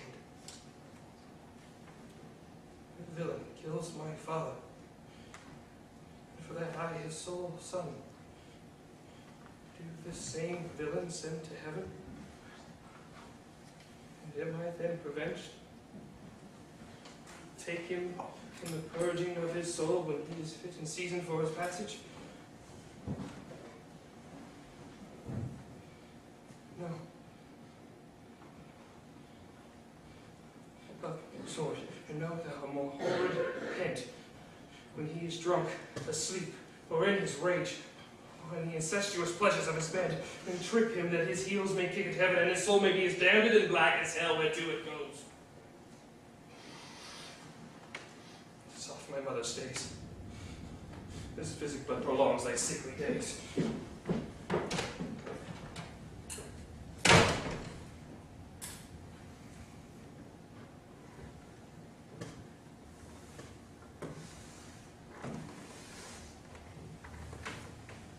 My words fly up. My thoughts remain below. Words without thoughts never to heaven go.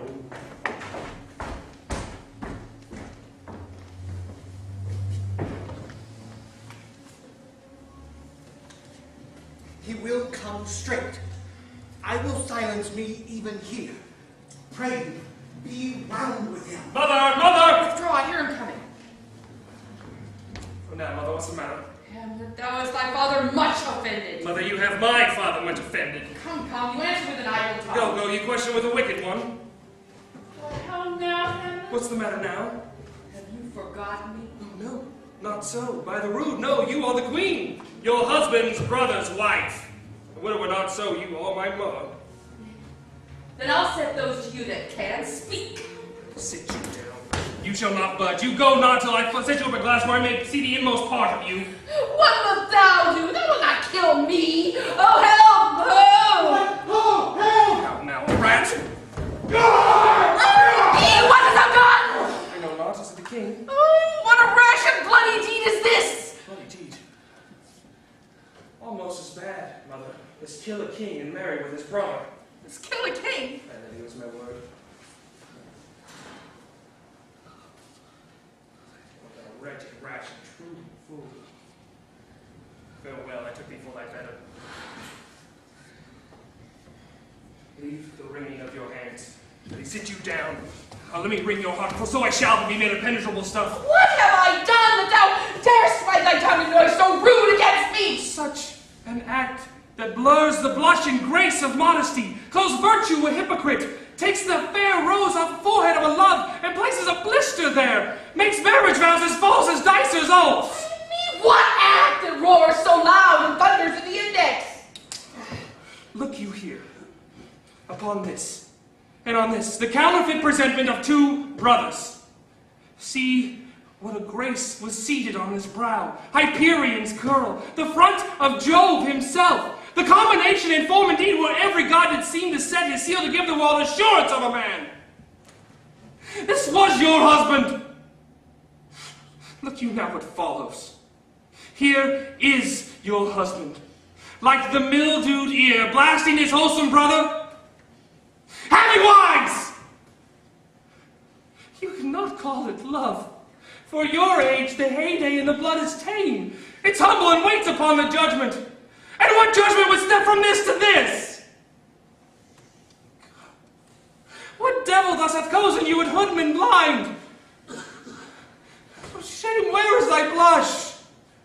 Rebellious health, thou canst mutiny in a matron's bones. The flaming youth, let virtue be as wax and melt in her own fire.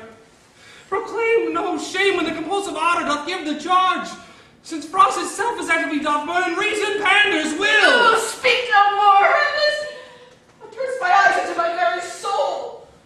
There I see such black and grated spots as will not leave their taint. Nay, but to live in the rank sweat of the enseamed bed, stewed in corruption, honeying and making love over the nasty stocks. Oh, speak no more! These words like daggers enter my ears. No more, sweet. A murderer and a villain! A slave that is not 20th part the tithe of your president, Lord! The vice of kings, the conquerors of the empire, and the king of prince of patches! Save me, lover of me, heavenly God! Oh, what your gracious figure! Unless he's mad! Do not become your tardy son of time, blast and time and passion. Let's go, the dreadful agony of your dread command will speak. Do not forget, this visitation is but to whet thy almost blunted purpose. But look, amazement on thy mother sits. Oh, step between her and her fighting soul. Conceit in weakest body, strongest words. Speak to her, Hamlet. Who is it with you, lady? Alas, how is it with you? Would you avenge your eye on vacancy? Would the incorporeal air do all discourse? Oh, gentle son, comely heat and flame of thy distemper, sprinkle cool patience. Whereon do you look? On him. On him. Look how pale he glows. Oh, do not look on me, lest I think that his action after convert my stone effects. And what I want to do will once and for tears return for blood. To whom do you speak this? There's nothing there. No, nothing at all. Yet all that is I see. Nothing here. No, nothing but ourselves.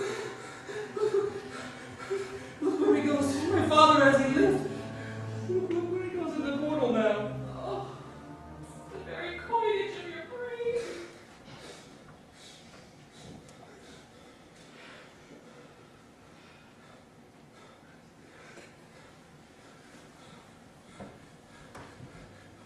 But is this not madness that I have uttered?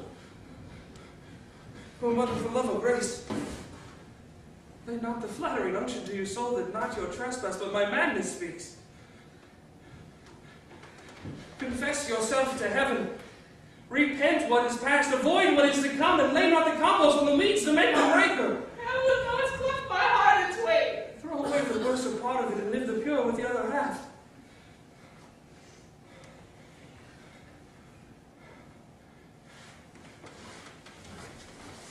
Good night. But go not to my uncle's bed. Assume a virtue if you have it not. And when you desires to be blessed, all blessings beg of you. For this same Lord I do repent. That heaven hath so pleased it to punish me with this and this with me, that I must be their scourge and minister. I will bestow him to speak well the death I gave him. Good night, indeed, mother. I must be cruel only to be kind. This bad begins and worse remains behind. One word more, my lady. What shall I do? Not this by any means I bid you do. Let not the blood king tempt you to his bed. Pinch wanton on your cheeks. Call you his mouse, and with a pair of reachy kisses let him make you ravel all this matter out, that I essentially am not in madness, but mad in craft. If words be made of breath and breath of life, I have no life to breathe what thou hast said to me. I must for England, you know this. I had forgot 'tis so concluded on. There let us seal with my two schoolfellows, with whom I will trust, as I will Adam's fang may bear the mandate. They sweep my way and marshal me to knavery. Let it work. But 'tis a sport to have the engineer hoist with his own petard. This man should set me packing. I'll look the guts into the neighbor room. Good night, Father. this counselor who is now most secret, most still, and most grave, who in life was a foolish, prating knave. Come, sir. Draw towards an end with you. Good night, Lord.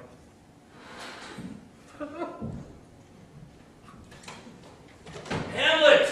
Lord Hamlet! Hamlet! Lord Hamlet! Hamlet! Hamlet! Hamlet! Lord Hamlet! Lord Hamlet! Lord Hamlet! Hamlet! Who calls for Lord Hamlet? What have you done, my lord, with the dead body? Compounded it with dust, wet to his skin. Tell us where it is that we may take it thence and bear it to the chapel. Do not believe it. Believe what? That I can keep your counsel and not my own? My lord, you must tell us where the body is and go with us to the king. The body is with the king, but the king is not with the body. The king is a thing. A thing, my lord! Of nothing! Bring me to him! Now, Hamlet, where is Polonius? At supper. At supper where? Not where he eats, but where he's eaten. A certain complication of politic worms are eaten at him. Your worm is your only emperor for diet. We fed all creatures else to fat us, and we fed ourselves for maggots.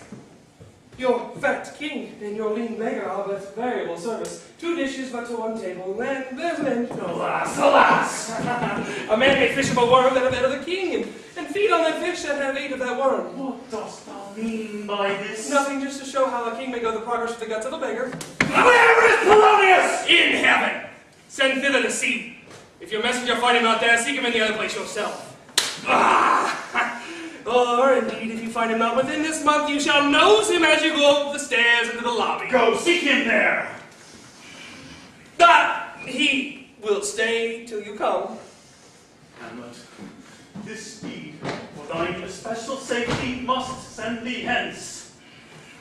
Therefore, prepare thyself. The bark is ready, and the wind at help. The associates tend, and everything is bent for England. Good. So is it, if thou knewest our purposes. Farewell, dear mother. Thy loving father, Hamlet. My mother. Father and mother is but man and wife. Man and wife is but one flesh. Therefore... My mother, come for England! Follow him at foot! Tempt him with speed aboard! Delay it not! I'll have him hence tonight.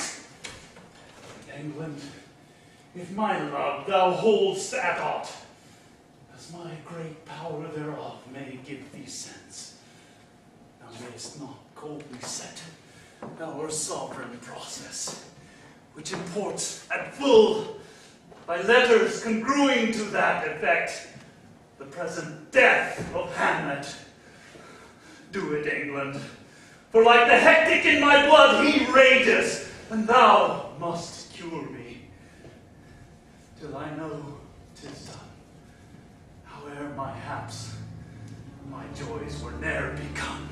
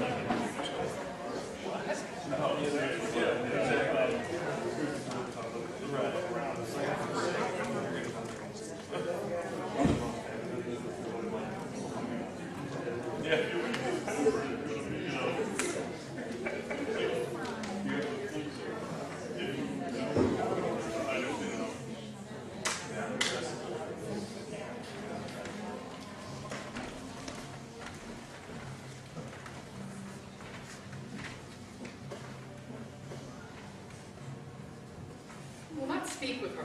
'Twere good she were spoken with, for she may strew dangerous conjectures in ill-breeding minds. Let her come in.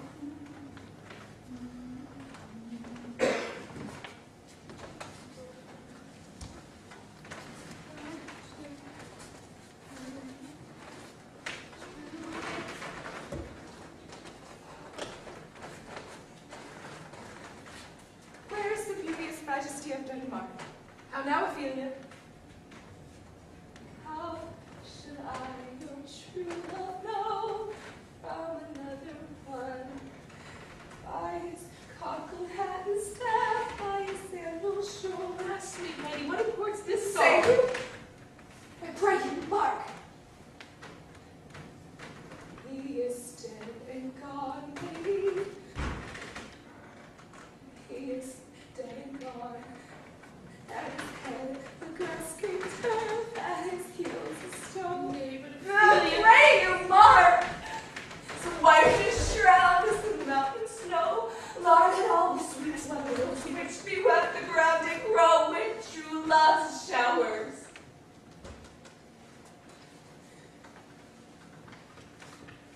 How do you, pretty lady? Well, God dealt you. They say the owl was the baker's daughter. Lord, we know who we are, but we know not what we may be. God be at your table. Seat upon her father. Pray, let's have no words of this. When they ask you what it means, say this. Tomorrow is St. Valentine's Day. On the morning to be your Valentine. And then up he rose and donned his clothes and up the chamber door. Let in a maid and out a maid and never departed more.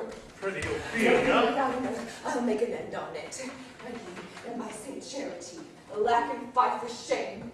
Young men will do it, and they come to it by cock they are to women. Quoth she, before you told me, you promised me to wed. And he answers, so would I have done, my yonder son, and thou hast not come to my bed. How long hath she been thus? Oh, I pray all will be well. We must be patient. I cannot choose but to weep to think that they would lay him in the cold ground. Oh, my brother will know of this. And so I thank you for your good counsel. Come by coach. Good night, sweet ladies. Good night, ladies. Good night. Follow her close. Give her good watch, I pray you. Oh, this poison of deep grief. It springs all from her father's death, and now behold. Oh, Gertrude, when sorrows come, they come not single spies, but in battalions. Her father slain. Next, your son gone, and he most violent author of his own remove.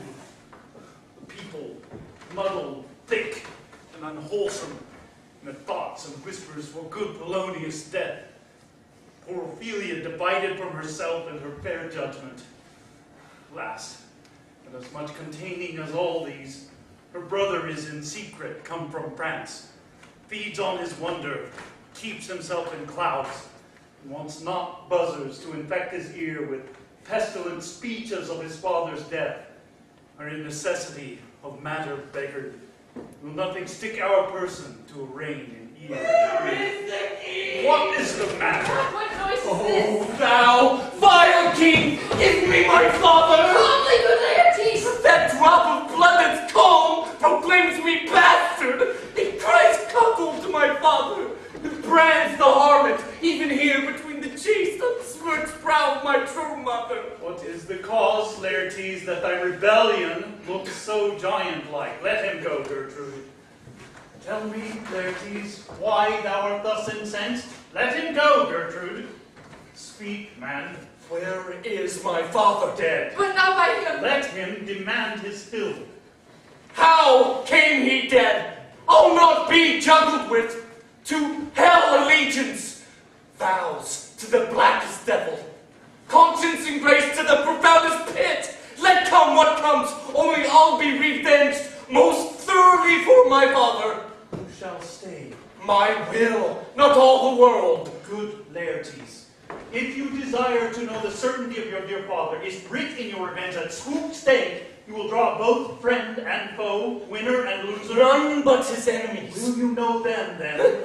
To his good friends, thus wide I'll open my arms, and like the kind, life-rendering pelican, repass them with my blood. Now you speak like a good child, and a true gentleman. That I am guiltless of your father's death, and am most sensibly in grief for it, it shall as level to your judgment appear as day does to your eye. What noise is heat, dry up my brains. Tears, 7 times salt, burn out the sense and virtue of mine eye, oh, rose of May. Dear maid, kind sister, sweet Ophelia,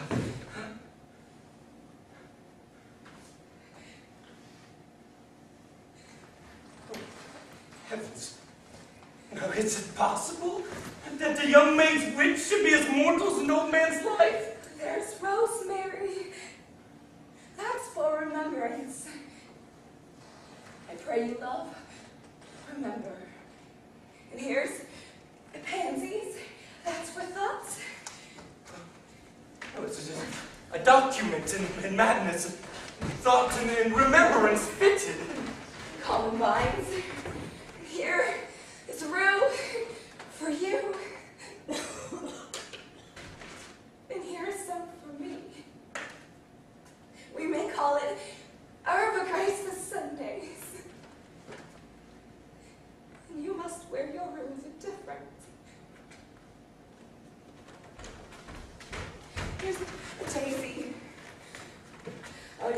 and violence. They all withered when my father died. But they say he made a good end. Thought and afflictions, passion held in substitutes to favor and to prejudice. Come again, will he not come again? No, no, he is dead. Go to thy death, man, he will never come again.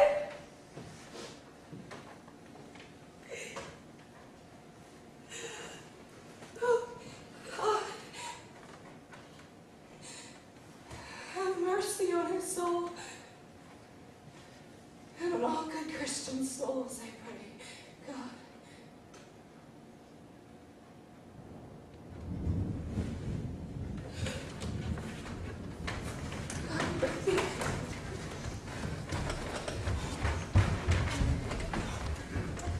Do you see this, O God? Laertes, I must commune with your grief, or you deny me right. Go but apart. Make choice of whom your wisest friends you will, and they shall hear and judge twixt you and me. If by direct or by collateral hand they find us touched, we will our kingdom give, our crown, our life, and all that we call ours to you in satisfaction. But if not, be you content to lend your patience to us, and we shall jointly labor with your soul to give it due content. Let this be so. His means of death, his obscure funeral, cry to be heard as through from heaven to earth that I must call into question. So you shall, and where the offense is, let the great axe fall. I pray you, go with me. Horatio, and we were 2 days old at sea. A pirate, a very warlike appointment, gave us chase. Finding ourselves too slow of sail, we put on a compelled valor, and in the grapple I boarded them. On the instant, they got clear of our ship, so I alone became their prisoner. They have dealt with me like thieves of mercy, but they knew what they did. I am to do a good turn for them. But the king had the letters I had sent, and repair thou to me with as much speed as thou wouldst fly death. I have words to speak in thine ear will make thee dumb. Rosencrantz and Guildenstern hold their course for England. Of them I have much to tell thee. Farewell. He that thou knowest thine, Hamlet.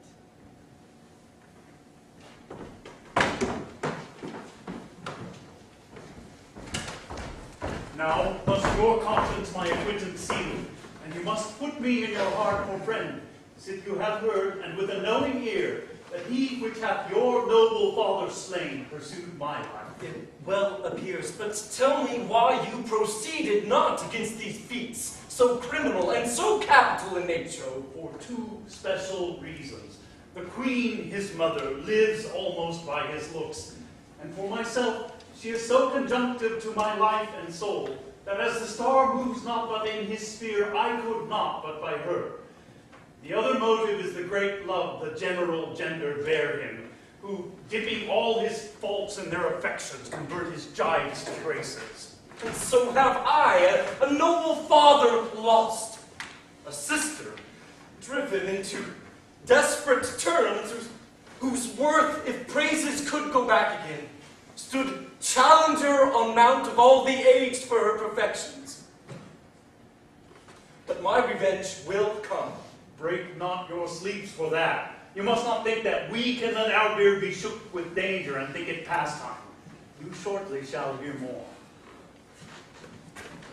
Letters, my lord, from Hamlet. These to your majesty, these to the queen. Hamlet? Laertes, you shall hear them. Leave us.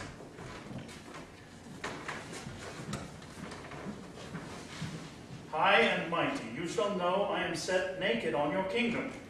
Tomorrow shall I beg leave to see your kingly eyes, when I shall thereunto recount the occasion of my sudden and more strange return. Hamlet, what should this mean? Are all the rest come back? Or is it some abuse and no such thing? Know you the hand? 'Tis Hamlet's character, naked. And in a postscript here he says, alone. Can you advise me? I am lost in it, my lord, but let him come. It warms the very sickness in my heart that I shall live to tell him to his teeth, thus didst thou. If it be so, Laertes, will you be ruled by me? Aye, my lord, so that you will not all rule me to a peace. To thine own peace. If he be now returned, as checking at his voyage, I will work him to an exploit, now ripe in my device, under the which he shall not choose but fall. And for his death, no wind of blame shall breathe, but even his mother shall uncharge the practice and call it accident. My lord, I will be ruled. The rather, if you could devise it so that I might be the organ. It falls right. You have been talked of since your travel much, and that in Hamlet's hearing for a quality wherein they say you shine. Your sum of parts did not together pluck such envy from him as did that one, and that in my regard of the unworthiest siege. What part is that, my lord? A very ribbon in the cap of youth. 2 months since, here was a gentleman of Normandy. He made confession of you, and gave such a masterly report for art and exercise in your defense, and for your rapier most especial, that he cried out 'twould be a sight indeed if one could match you. Sir, this report of his did Hamlet so envenom with his envy, that he could nothing do but wish and beg your sudden coming o'er to play with you. Now, out of this. What, out of this, my lord? Laertes, was your father dear to you, or are you like the painting of a sorrow, a face without a heart? Why, ask you this. Hamlet comes back. What would you undertake to show yourself indeed your father's son, more than in words? To cut his throat in the church. No place indeed should murder sanctuarize. Revenge should have no bounds. But, good Laertes, when you do this, keep close within your chamber. Hamlet, returned, shall know you are come home. Who put on those shall praise your excellence, and set a double varnish on the fame the Frenchman gave you. Bring you in fine together, and wager on your heads. He, being remiss, most generous, and free from all contriving, will not peruse the foils, so that with ease, or with a little shuffling, you may choose a sword unbaited, and in a pass of practice requite him for your father. My lord, I will do it, and for that purpose I'll anoint my sword. I bought an unction of a mountebank, so mortal that but dip a knife in it, where it draws blood, no cataplasm so rare under the moon can save the thing from death that is scratched withal. Let's think further of this. If this should fail, and that our drift look through our bad performance, twere better not to say it. Soft, let me see. Make a solemn wager on your cunning. I had. When in your motion you are hot and dry, and that he calls for drink, I'll have prepared him a chalice for the nonce, whereon but sipping, our purpose may hold there. What say? What noise? One woe doth tread upon another's heels, so fast they follow. Your sisters drown, Laertes. Drown?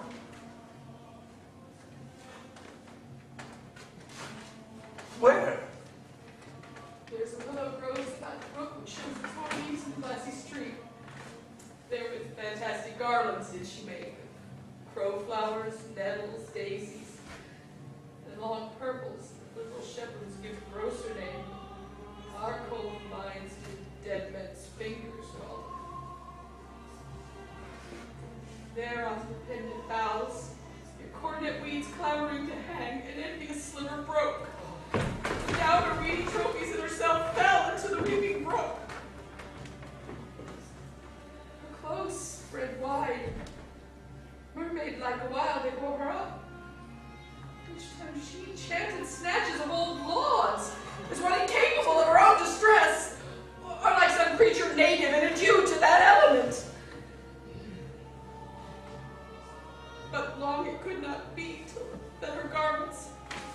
with their drink, pulled the poor wretch from her melodious lay to muddy death. What? She is drowned! Drowned.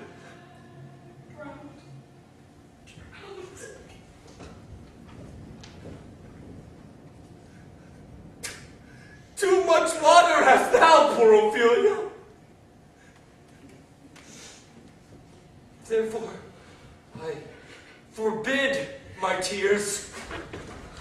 Adieu, my lord. I have a speech of fire that fain would blaze, but that this folly drowns it. Let's follow, Gertrude. How much I had to do to calm his rage. Now fear I this will give it start again. Therefore, let's follow.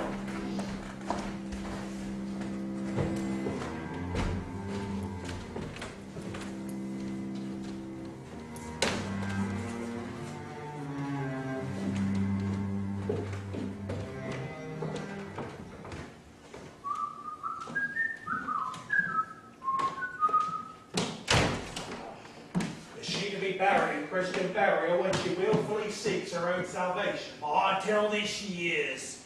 How can that be? Unless she tried herself on her own defense. Why 'tis found so? It must be say offenendo, for it cannot be else. Here lies the point. If I drown myself wittingly in argues an act, and an act hath 3 branches, it is to act, to do, to perform. Argyle, she drowned herself wittingly. Nay, but you good Oh, let me leave. Here lies the water good. Here stands the man good. Now, if the man go to this water and drown himself, it is. Nil he goes, mark you that. But if the water come to him and drown him, he drowns not himself. Or God, he that is not guilty of his own death, shortens not his own life. But is this law? I marry is Cranmer's quest law. Well, you are the truth, woman. If this had not been a gentlewoman, she should have been buried at a Christian burial. Well, there thou sayest. Come, my spade. There are no ancient gentlemen, but gardeners, ditchers, and grave makers. They hold a Adam's profession. Was he a gentleman? He was the first to ever bore arms. Why, he had none. What? Art thou a heathen? How dost thou understand the scripture? The scripture says Adam digged. Could he dig without arms?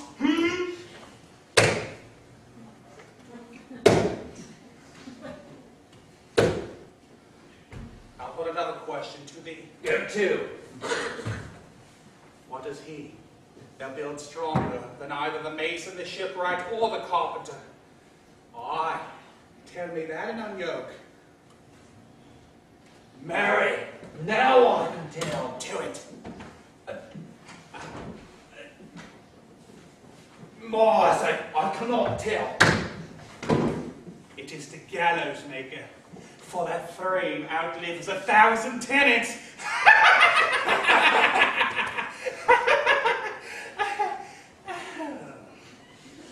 Cudgel thy brains no more about it. Your dull ass without men his pace without beating. Oh, get thee in and fetch me a stoup of liquor. In youth, when I did love me, thought it was very sweet to contract a time for my behalf. Oh, methought it was nothing on me. Has this fellow no feeling of his business? He sings at grave making. Custom hath made it in him a property of easiness. Now that tongue, let's go that tongue and could sing once. Mine now how the jig jostled to the ground as if it were Cain's jawbone. Now that Kate might be one of a politician, one that might circumvent God, might it not? Aye, my lord. That might be my lord such a one, who praised my lord such a one's horse when he went to beg it, might it not? It might, my lord.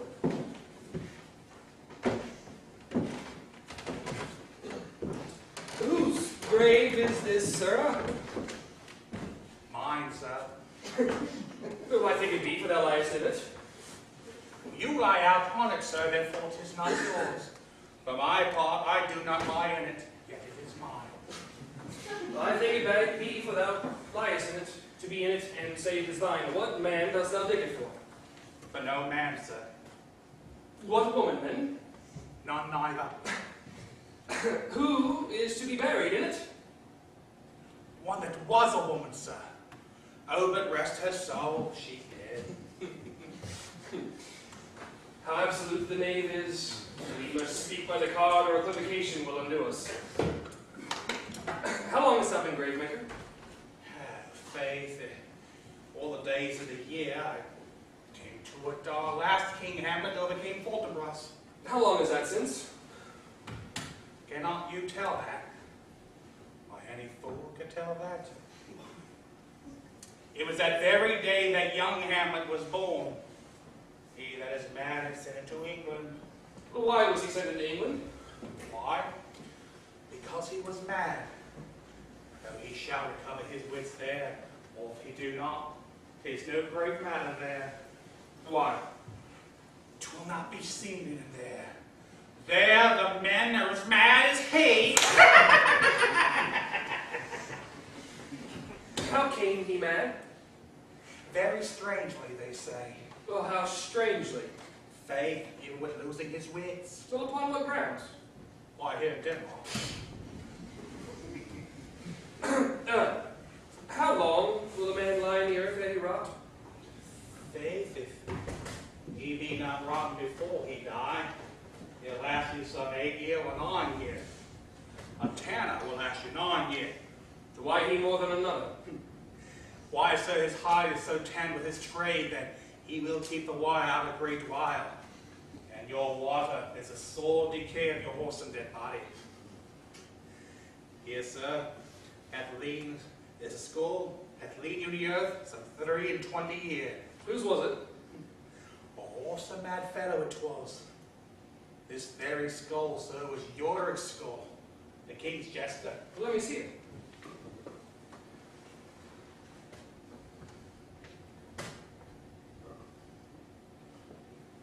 Last poor Yorick. I knew him, Horatio. Fellow of infinite jest. Most excellent fancy. He hath borne me on his back 1,000 times.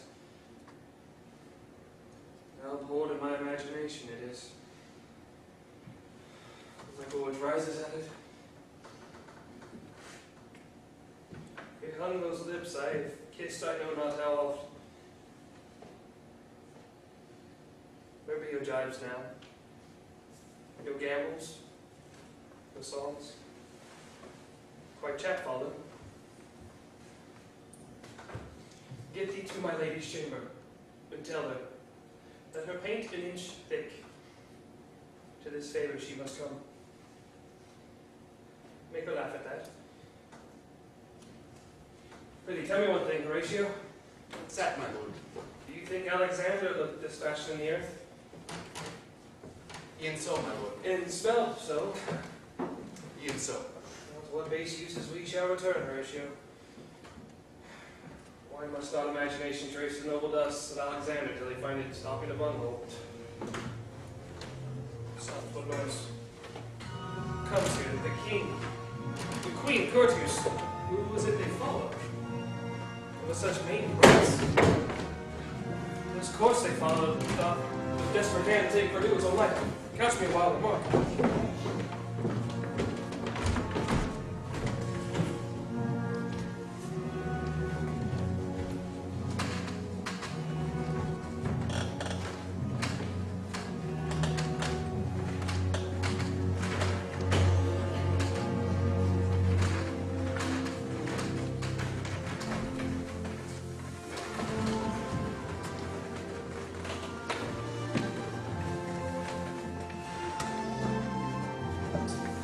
Kyrie eleison.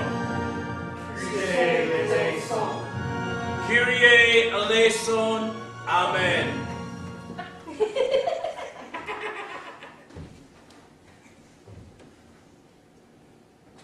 What ceremony else? What ceremony else? Her obsequies have been as far enlarged as we have warranty. Her death was doubtful, and but that great command, or sways the order, she should in ground unsanctified been lodged till the last trumpet. Must there no more be done? No more be done. We should profane the service of the dead, to sing a requiem and such rest to her as to peace parted souls. Lay her in the earth.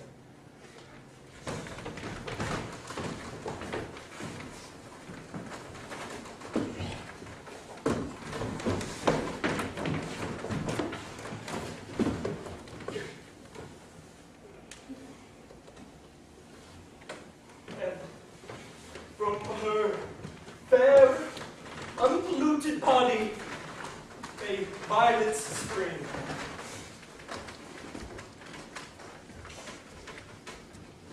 I tell thee, churlish priest, a ministering angel shall my sister be when thou liest howling in the fair Ophelia. Sweets for the sweet. Farewell. I hope thou shouldst have been my Hamlet's wife. I thought thy bride bed to have decked sweet maid, not through thy grave. Treble woe. Fall 10 times treble on that cursed head, whose wicked deed thy most ingenious sense deprived thee of. No, hold off fear for a while, till I have caught her once more in mine arms. But what is he whose grief should bear such an emphasis? It is I, Hamlet the Dane! The devil take thy soul!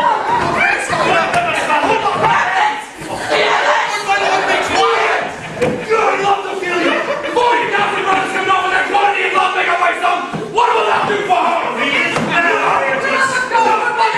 will do?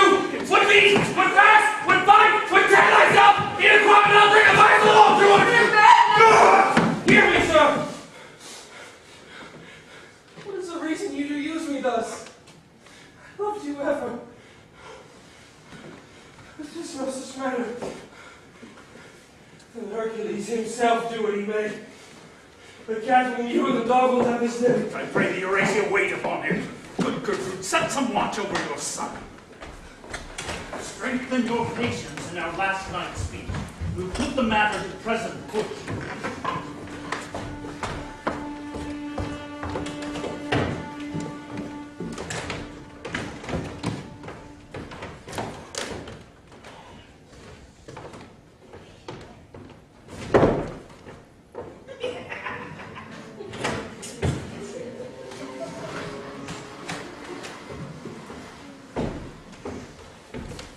So much for this, sir. Now you shall hear the rest. You remember all the circumstance.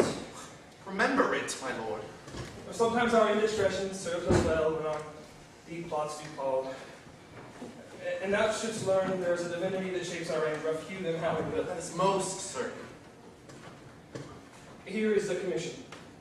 Read it at your more leisure, but we'll hear how I did proceed. I beseech you. I sat me down, devised a new commission, wrote it fair, an earnest conjuration from the king, as England was his faithful tributary, that upon the view and knowing of these contents, he should those bearers put to sudden death, no shriving time allowed. So, Rosencrantz and Guildenstern go to it? My man, they did make love to this employment. They are not near my conscience. But I am sorry, Horatio, that to Laertes I forgot myself. For by the image of my cause I do see the portraiture of his. I'll court his favors. Indeed, the bravery of his grief did throw me into a towering passion. Peace, who comes here?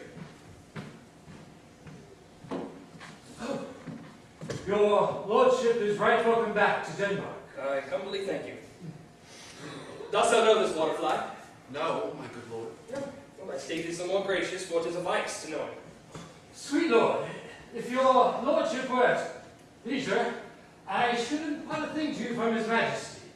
I pray you, put your bonnet to his right use, 'tis the head. I thank your lordship, it is very hot. No, it is very cold. The wind is northerly. It is indifferent cold, my lord, indeed. Yet, methinks, 'tis too sultry and hot for my complexion. Exceedingly, my lord, it is very sultry, as 'twere I cannot tell how. My lord, his majesty bade me signify to you that he has laid a great wager on your head. Sir, this is the matter. I beseech you, remember. Nay, good, my lord, for my ease and good faith. Here is newly come to court Laertes, an absolute, believe me, an absolute gentleman, full of most excellent difference, of very soft society and great showing. What imports the nomination of this gentleman? The Laertes? Of him, sir. I know you are not ignorant. I would you did. Though if you did, you might not well approve me. But, well, You are not ignorant of what excellence Laertes is. I dare not confess that, lest I should be compared with him in excellence. I mean, sir, for his weapon. What's his weapon? Rapier and dagger. That's but two of his weapons. But, I mean, sir, that the king hath wagered on him 6 Barbary horses, against the which he hath in pawned, as I take it, 6 French rapiers and poniards. 3 of the carriages, in faith, are very dear. what call you the carriages? The carriages, sir, are the hangers. Well, the phrase would be more germane to the matter if we could carry cannons by our side. Why is this all impawned, as you call it? The king, sir, hath laid, sir, that in a dozen passes between yourself and him, he shall not exceed you 3 hits. He hath laid on 12 for 9, and it would come to immediate trial if your lordship would vouchsafe the answer. How if I answer no? I mean, my lord, the opposition of your person in trial. Well, I will walk here in the hall. If it please his majesty, 'tis the breathing time of day with me. Let the foils be brought, the gentleman willing, and the king hold his purpose.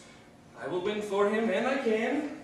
If not, I will gain nothing but my shame and a few odd hits. Shall I deliver you even so? To this effect, after what flourish your nature will. I commend my duty to your lordship. Yours. He does well to commend it himself. There are no tongues else for his turn. You will lose, my lord. I do not think so. Since he went into France, I have been in continual practice. I shall win at the odds. Thou wouldst not think how ill all's here about my heart. It is no matter. If your mind dislike anything, obey it. I will forestall their repair hither, and say you are not fit. Not a whit. We defy arguing. There is a special providence in the fall of the sparrow. If it be now, it's not to come. If it be not to come, it will be now. If it be not now, yet it will come. The readiness is all. Since no man of aught he leaves knows what is it to leave betimes. Let be.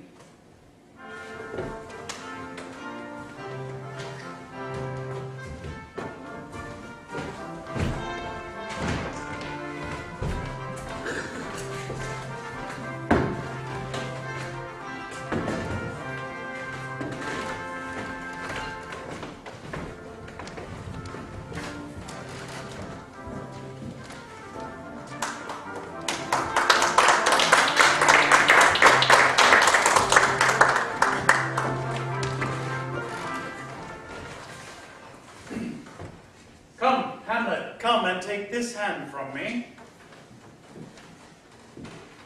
Give me your pardon, sir. I have done you wrong. but pardon it as you are a gentleman. For this presence knows, and you must needs have heard how I am punished with this sore distraction. What I have done that might roughly awake your nature, honor, and exception, I here proclaim was madness.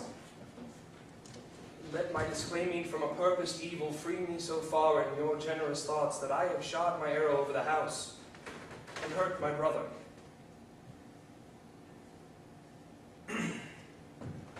I am satisfied in nature. I do receive your offered love, like love, and will not wrong it. I embrace it freely. And will this brother's wager frankly play? Give us the foils. Come on, sir. Come, one for me. Give them the foils, young Osric. Cousin Hamlet, you know the wager. Indeed, my lord, but your grace hath weighed the odds on the weaker side. I do not fear it. I have seen you both. Now let me see another. This is too heavy. This does me well. These foils all have a length. Aye, my good lord. Set me the stoops of wine upon that table. If Hamlet give the first or second hit, or quit in answer of the third exchange, the king shall drink to Hamlet's better breath, and in the cup and union shall he throw, richer than that which 4 successive kings in Denmark's crown have worn. Come, begin. Come, sir. Come, my lord. What? No! Judgment! A hit. A very palpable hit. Well again! Stay. Give me drink.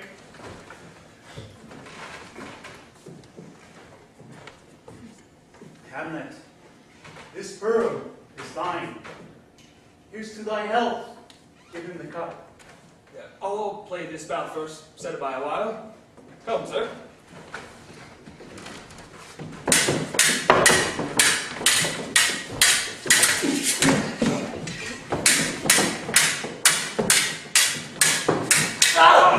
What say you? A touch. A touch, I do confess it. Our son shall win. He's fat and scant of breath. Here. Take my napkin, rub thy brow. The queen carouses to thy fortune, Hamlet. Good matter. Gertrude, do not drink. I will, my lord. Pray you pardon me.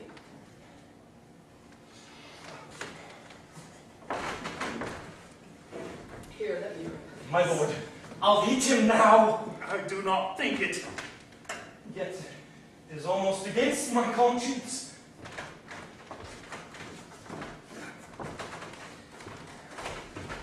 Come for a third, ladies. You do but dally. I pray you pass with your best violence. I'm afeard you make a wanton of me. Say you so. Come on. Nothing neither way. Have at you now!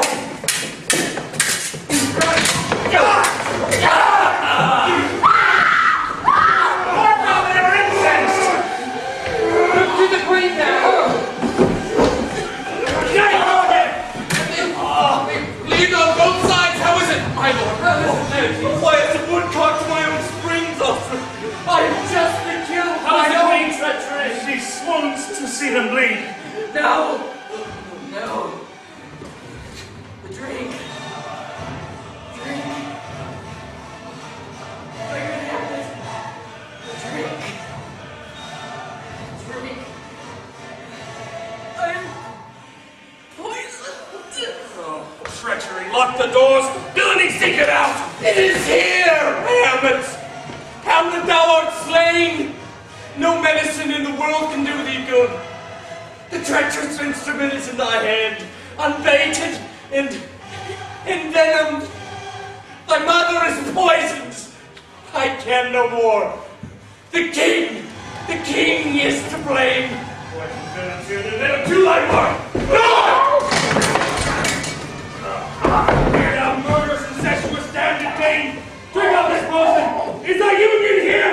Follow thy mother. Exchange forgiveness with me, noble Hamlet. Mine and my father's death come not upon thee, nor thine upon me. Heaven make thee free of it.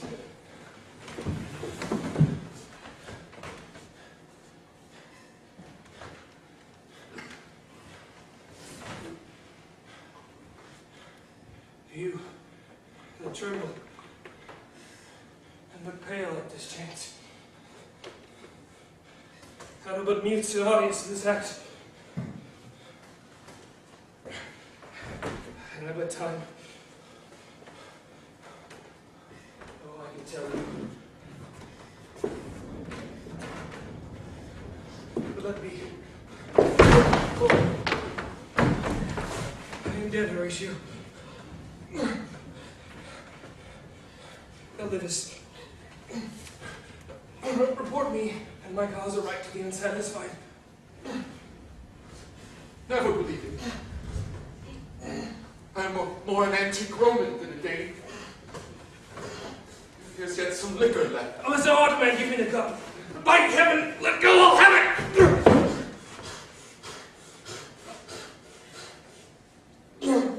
Oh, what a wounded name shall I leave behind me?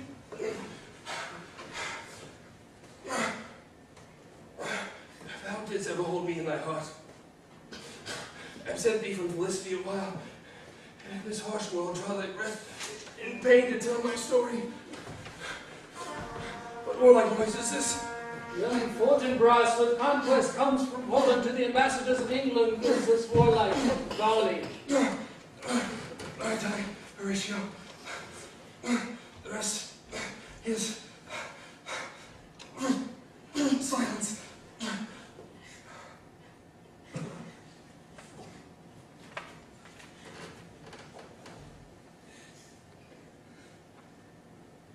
Thou cracks a noble heart.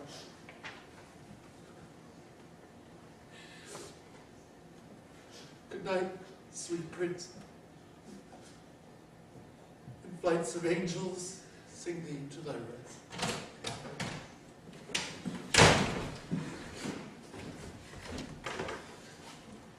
Where is this sight?